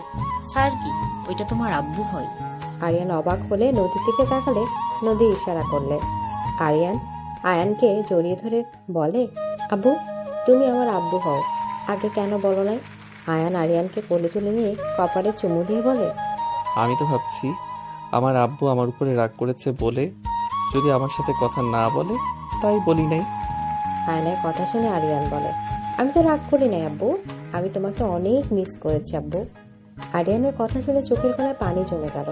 আরিয়ানকে চুমু দিয়ে বলল, আর মিস করতে হবে না, আমি আর কখনোই তোমার থেকে দূরে যাব না। আরিয়ান খুশি হয়ে আয়নকে জড়িয়ে ধরে। আয়নকে থামিয়ে দিয়ে চলে যেতে চাইলে আরিয়ান আয়নের সাথে যাওয়ার জন্য জেদ ধরলে আয়ান আরিয়ানকে নিয়ে চলে গেল। আয়ান কোচিংয়ে গিয়ে ক্লাস করে 10টার দিকে কোচিং ছুটি হয়ে আয়ান আরিয়ানকে নিয়ে খেলনার দোকানে গিয়ে আরিয়ানের পছন্দের সব খেলনা কিনে বাসায় চলে আসলো। দুজন নদীর রুমে গেলে নদী ওদের হাতে এত ব্যাগ দেখে জিজ্ঞেস করলো, এত ব্যাগ কিসের? খেলনা। বাবুর আম্মু তুমি থাকো, আমি গোসল করে একটু বের হব, তোমার ওই চাচুদের সাথে একটু ঘুরতে যাই। আরিয়ান অনুমতি দিলে আয়ান চলে গেল। নদী বকাঝকা করার আগে আয়ান তাড়াতাড়ি করে গোসল করে রেডি হয়ে বের হয়ে গেল। সন্ধ্যার দিকে বাসায় আসলে দেখে নদী আয়ানের আম্মু রান্না করছে। আয়ান রান্নাঘরে গিয়ে বলল, আমি কি সাহায্য করব? লাগবে না, তুই যা। ওকে। নদী, আরিয়ান কোথায়? রুমে ওর ফুপির কাছে পড়তে বসেছে। ও আচ্ছা। আয়ান রুমে চলে গেল। আরিয়ান আয়ানকে দেখে দৌড়ে এসেছে, জড়িয়ে ধরল। আয়ান কপালে চুমু দিয়ে বলল, অনেক পড়ছো, চলো রুমে যাই। আয়ান করে করে নিয়ে ওর রুমে চলে গেল। আয়ান ফ্রেশ হয়ে আরিয়ানের সাথে খেলতে লাগলো। আরিয়ান আয়ানের সাথে অনেক মজা করতে লাগলো। বাপ ছেলের হাসির শব্দ শুনে আর আয়ানের আম্মুর মুখে হাসি ফুটে উঠল। আয়ানের আম্মু বলে, কতদিন পর আমার ছেলেটাকে মন খুলে হাসির শব্দ শুনতে পেলাম। আমার ছেলেকেও আজ অনেক খুশি দেখে ভালো লাগছে। আজ আমার কোনো ছেলে নাই দেখে আমি কিছু বলতে পারলাম না। আতের কথা শুনে নদী আয়নের আম্মু হেসে দিয়ে দুজন কান ধরলে আতে দুষ্টিমি করে নিচে বসে পড়লো। তিনজন হেসে দিল। রান্না শেষ করে টেবিলের উপরে সাজিয়ে রাখলো। আয়ান আরিয়ানকে ডাক দিলে আরিয়ানকে আয়ান খাওয়া দিতে লাগলো আর নিজে খেতে লাগলো। সবাই খাওয়া দাওয়া করে যার যার রুমে যেতে নিলে আয়নের আম্মু বলে, আরিয়ান তুমি আমার কাছে ঘুমাবে, অনেক গল্প বলবো তোমায়। আয়নের আম্মুর কথা শুনে আরিয়ান রাজি হয়ে যায়। আয়নের আম্মু আতিয়াকে বলল, আতিয়া তোর ভাবিকে বলে দে আয়ানের রুমে গিয়ে যেন থাকে, আর লাগেজ সব ওই ঘরে নিয়ে যা। কথাটা বলে আরিয়ানকে কোলে নিয়ে চলে গেল। আতিয়া কিছু বলতে যাবে তার আগেই আয়ান থামিয়ে দিয়ে নদীর রুমে গিয়ে লাগেজের সব নিয়ে চলে আসলো। আতিয়া হাসতে হাসতে রুমে চলে গেল। আয়ান নদীকে কোলে তুলে নিয়ে চলে আসলো। নদী বলে ওঠে, কোল থেকে নামবো না। কোল থেকে না নামলে আদর করবো কিভাবে? আমি কি জানি। আয়ান খাটের উপর বসে নদীর ঘাড়ে হাত দিতেই নদী শিউরে উঠল। নদীর বুকের উপর থেকে আঁচল ফেলে দিলে, গলায় কিস করলে নদী আয়নের মাথা চেপে ধরল। আয়ান নদীকে চুমুতে ভরিয়ে দিতে লাগলো।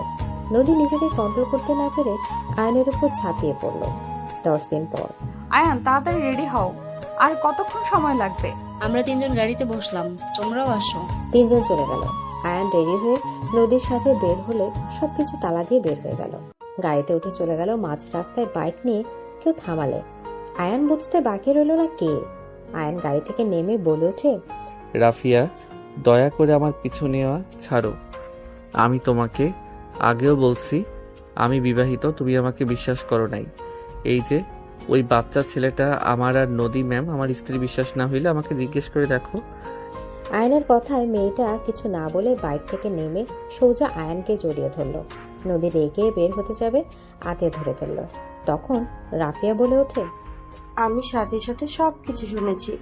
আয়ান, আমি তোমাকে অনেক ভালোবাসি। একতরফা ভালোবাসার কষ্ট হবে এটা জানতাম, বাট এত কষ্ট পেতে হবে আমি কখনোই বুঝতে পারিনি। আমি নিজের সাথে অনেক যুদ্ধ করেছি, আমি ডিসিশন নিয়েছি আমার প্রিয় মানুষের সুখে থাকলে আমি কেন তার সুখের মাঝে এসে ঝামেলা করব। তাই আমি সারা জীবনের জন্য তোমার লাইফ থেকে চলে যাচ্ছি। ভালো থেকো তুমি, আর কোনোদিন তোমাকে জ্বালাতন করবো না। ভালোবাসি বললে পাগল করবো না। কথাগুলো বলে চোখের পানি মুছতে মুছতে বাইক নিয়ে চলে গেল। আয়ান স্তব্ধ হয়ে চলে যাওয়ার দিকে তাকিয়ে থাকলো। আয়ানের আম্মুর ডাকে আয়ান গাড়িতে উঠে বসলো। গাড়ি আপন গতিতে চলতে লাগলো। আয়ানের কানে রাফিয়ার লাস্ট কথা ভাবছে, আর কোনোদিন তোমাকে জ্বালাতন করব না, ভালোবাসি বলে পাগল করব না। নদী আয়ানের কাঁধে হাতি দিলে আয়ান ভাবনা জগৎ থেকে বের হয়ে নদীর হাতে হাত রেখে ইশারা করে কিছু হয় নাই বলে বাহুতে জড়িয়ে নিল। স্টেশনে গিয়ে 3 ঘন্টা জার্নি করে চলে গেল। একটাই সিএনজিতে উঠে পড়লো আয়ান। এত বছর পর নিজের চেনা ঠিকানায় যাচ্ছি, সব কিছু কত পরিবর্তন হয়ে গেছে। আচ্ছা, তুলি কি বিয়ে করছে? ওই নিশ্চয়ই বিয়ে করে সুখে আছে। আল্লাহ ওকে সুখে রাখুক। আয়ান কথাগুলো ভেবে যেতে লাগলো। বাড়ির সামনে যেতে আয়ান চমকে গেল। আয়ান দেখতে পেল তুলিদের বাসায় মানুষ ভর্তি হয়ে আছে। আয়ান ওইদিকে ঘুরতে আয়ানের আম্মু হাত ধরলে নদী বলে, যেতে দেন, আয়ান যাও। আয়ান নদীর কথা শুনে দৌড়ে গেটের কাছে গেল। গেটের ভেতর পা রাখতে ছোটবেলার সব স্মৃতি ভেসে উঠতে লাগলো। আয়ান মাথায় হাত দিয়ে পেছনে তাকাতে বামে তাকাতে দেখে কয়েকটা বাচ্চা মিলে কান ধরে বলে ওঠে, সরি সরি আঙ্কেল, আমরা বুঝতে পারি না। আয়ান বাচ্চাদের কাছে টেনে হাসি মুখে বলল, সমস্যা নাই বাবু, সরি বলতে হবে না, কান্না মাও। আয়ান ওদের সাথে কথা বলে বাসার ভেতরে চলে গেল। দরজায় দিয়ে ভেতরে গেলে বসার ঘরে অনেক মানুষ বসে আছে। আয়ানকে দেখে তুলির আব্বু আম্মু তুলির ভাই দাঁড়িয়ে গেল। তুলি বলে ওঠে, কি ব্যাপার, তোমরা দাঁড়িয়ে গেলে কেন? কি হয়েছে আম্মু? তুলি কথাগুলো বলে পেছনে ঘুরে তাকালো। তুলির হাত থেকে খাবারের প্লেটটা পড়ে গেল। তুলি দৌড়ে এসেছে, আয়নার কাছে এসেছে। জোরে ধরতে গিয়েও নিজেকে সামলে নিয়ে হাত গুটিয়ে নিয়ে কান্নামাখা কণ্ঠে বলতে গিয়েও কথাগুলো আটকে আসলো। আয়ান তুলিকে দেখে আবেগী হয়ে গেল। আয়ান নিজে কথা বলতে গিয়েও থেমে গেল। আয়ান উপায় না পেয়ে তুলির পায়ের কাছে বসে পড়ে কান্না করে দিল। তুলি আয়নার সামনে বসে বলল, জোকার জোকার লাগছে, কান্না ভালো দেখাচ্ছে না। তুলির কথা শুনে আয়ান ঠিক করে হেসে দিল। তুলিও সাথে হেসে দিল। দুজন হাসতে লাগলো। তুলি আয়নার গাল ধরে বলে, এত গুলুমুলু হয়েছিস? তুই তো দেখি হাড্ডি হয়ে গেছস। মোটেও না, আমি মোটা হয়েছি। আর আমার হাজবেন্ডের সাথে পরিচয় করিয়ে দেই। আয়নার হাত ধরে তুলি তুলে ওর হাজবেন্ডের সামনে নিয়ে গিয়ে বলল, আশিক আমার বেস্ট ফ্রেন্ড, আর আয়ান আমার হাজবেন্ড আশিক। তুলির কথা শুনে আয়ান কুশল বিনিময় করলো। কুশল বিনিময় করে আয়ান তুলির ভাইকে জড়িয়ে ধরলো। তুলির ভাই চোখে পানি চলে আসলো। তুলির আব্বু আম্মুকে জড়িয়ে ধরলো। তুলির আম্মু কান্না করে দিয়ে আয়নের কপালে চুমু দিয়ে বলে, আয়ান ভাবি কেমন আছে? আতিয়া কেমন আছে? আর এতদিন কোথায় ছিলি রে বাপ? আলহামদুলিল্লাহ সবাই ভালো আছে। কাকি আর আতিয়া কোথায় রে? নিয়ে আসিস নাই? এসেছে, ওই বাসায় গেছে, আমি এখানে এসেছি। ও আই এম সরি। ক্ষমা তো আমার চাওয়ার কথা, তুই কেন চাচ্ছিস? ভুল বুঝে তোকে কত গালাগালি অভিশাপ দিয়েছি, বাট সব সত্যি জানার পর নিজের উপর রাগ হচ্ছিল। তুই এখান থেকে পালিয়ে যাওয়ার পর থেকে আমি মেনে নিতে পারছিলাম না। একদিন কাকু সত্যিটা বলে দেয়, সেখান থেকে আমি অনুশোচনায় ভুগছি। চল ওই বাসায়। তোর বউয়ের সাথে দেখা করার চেষ্টা করছি, বাট পারি নাই। ও কোনো কথা শোনার পাত্রী না। ওই এসেছে। কি সত্যি? তুলির আব্বু আম্মু বলে ওঠে, তুলি তুই থাক জামাইয়ের কাছে, আমরা আসছি। তুলি মুখের দিকে তাকাতে তুলির হাজবেন্ড বলে, তুমিও যাও, আমি একটু বের হব। তুলি খুশি হয়ে গেল। আশিক বের হয়ে গেল ওর ফ্রেন্ডদেরকে নিয়ে। আয়নের সাথে তুলির ফ্যামিলি চলে গেল। আয়ন ওর বাসায় ঢুকতে দেখে আয়নের আব্বু আয়নের আম্মুর পায়ের সামনে বসে আকুতি মিনতি করছে। রাহেলা, আমাকে ক্ষমা করে দাও, আমি নিজের ভুল বুঝতে পারছি।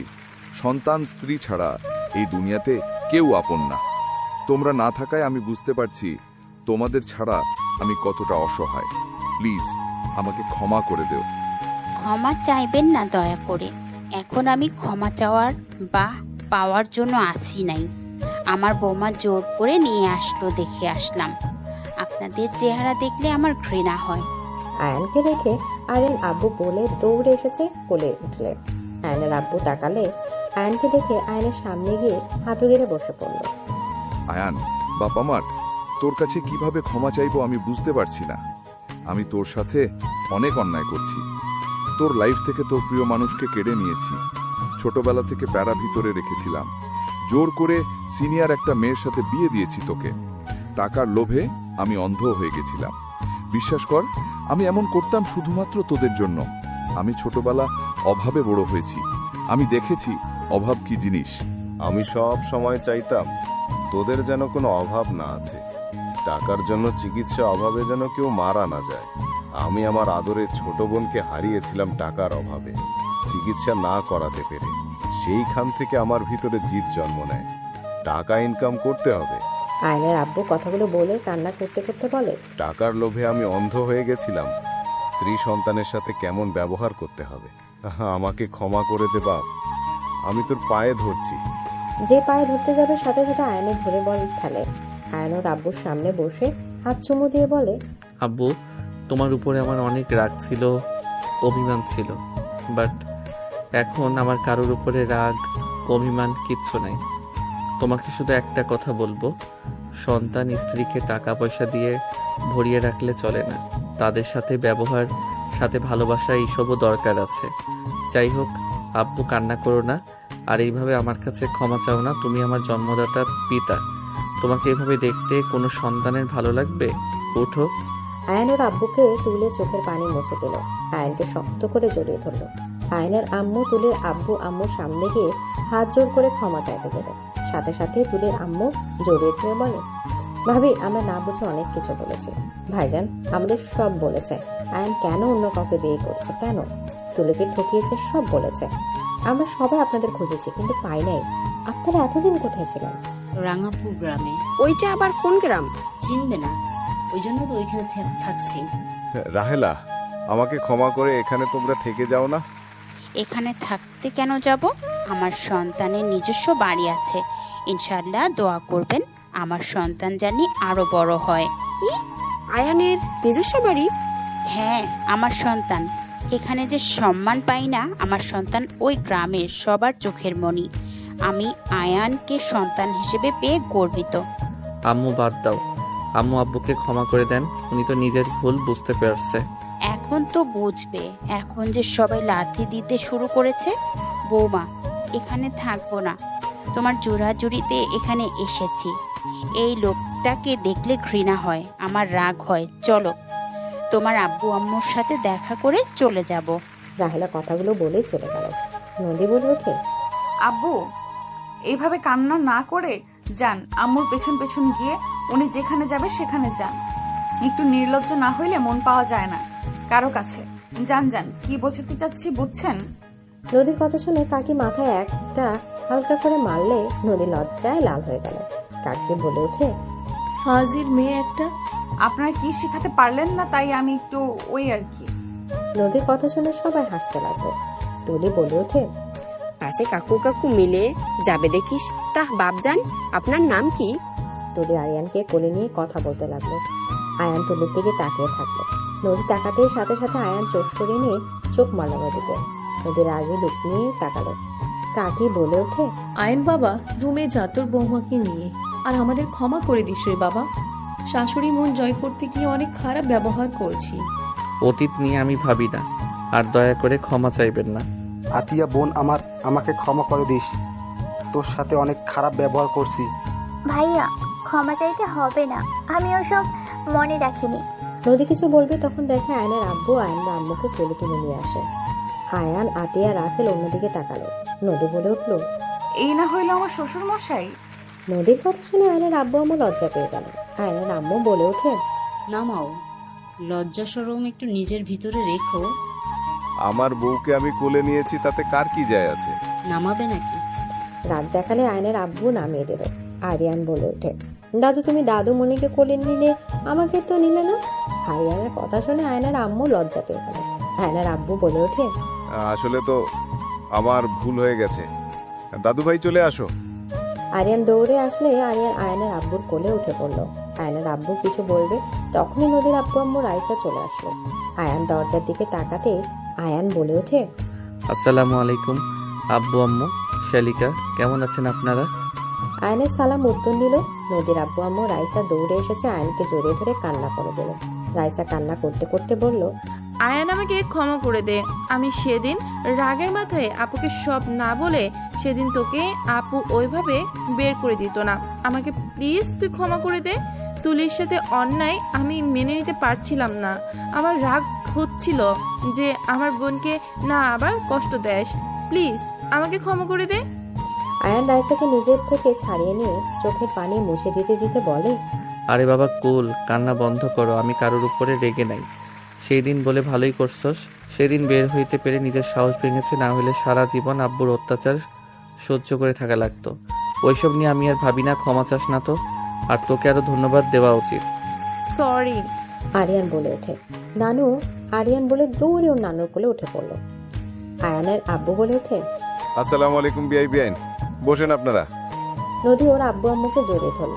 নদীর আব্বু বলে ওঠে, আয়ান, বিয়ে আজকের চলো আমাদের বাসায়, আমরা তোমাদের নিয়ে যেতে এসেছি। ওরা কোথাও যাবে না। বিআইন আমাকে ক্ষমা করে দেন। আমি আপনাদের সাথে অনেক খারাপ ব্যবহার করছি। আমাকে প্লিজ ক্ষমা করে দেন। আব্বু আম্মু, তোমরা রাগ করে থেকো না। অতীত বাদ দিয়ে নতুন করে সবাই মিলে সুখে থাকা ভালো। নদীর আব্বু আম্মুকে বোঝালে পরে আয়নের আব্বু আম্মু নদীর আব্বু আম্মু মিল হয়ে গেল। পুরো ফ্যামিলিকে মিল হতে দেখে তুলির মুখে হাসি ফুটল। তুলি চোখের কোনায় পানি গড়িয়ে পড়ল। তুলি চলে যাওয়ার সময় আয়নের কানে কানে বলে গেল, সবার সাথে মিল হয়ে গেলে সবকিছু ঠিক হয়ে গেল, শুধু মাঝখানে আমি আমার প্রিয় মানুষটাকে পেলাম না। এই আফসোস আমার সারা জীবন থেকে যাবে। সবার সুখের দিন আসলো, শুধু আমার সুখটা অন্য কারো হয়ে গেছে। ভালো থেকো। আমার না হওয়া সুখ কখনোই বউকে কষ্ট দিও না। তুলির কথাটা বলে চলে গেল পেছনে তাকে হাসি দিয়ে। আয়ান তুলির কথা শুনে চোখের কোনায় পানি জমে গেল। আয়ান পড়ে যেতে নিলেই সাথে সাথে নদী এসেছে, ধরে ফেলল। নদী থেকে আয়ান তাকাতে বলে উঠল, সারা জীবন পাশে থাকার জন্য হাতটা ধরলাম, কখনোই তোমাকে হারাতে দিব না। নদীর কথা শুনে আয়ান মুচকি হাসি দিল। হাত শক্ত করে নিজের হাতের মুঠো নিয়ে কানে কানে বলে, আমিও হাত ধরলাম। মৃত্যুর আগ পর্যন্ত এই হাত ছাড়বো না। যত ঝড় তুফান আসুক কখনই ছাড়বো না তোমার হাত। ভুল মানুষ একবার করে, বারবার না। কথাটা বলেই নদীর হাত বুকের সাথে জড়িয়ে নিল। দুইজন একের উপরের দিকে তাকিয়ে মিষ্টি হাসি দিল।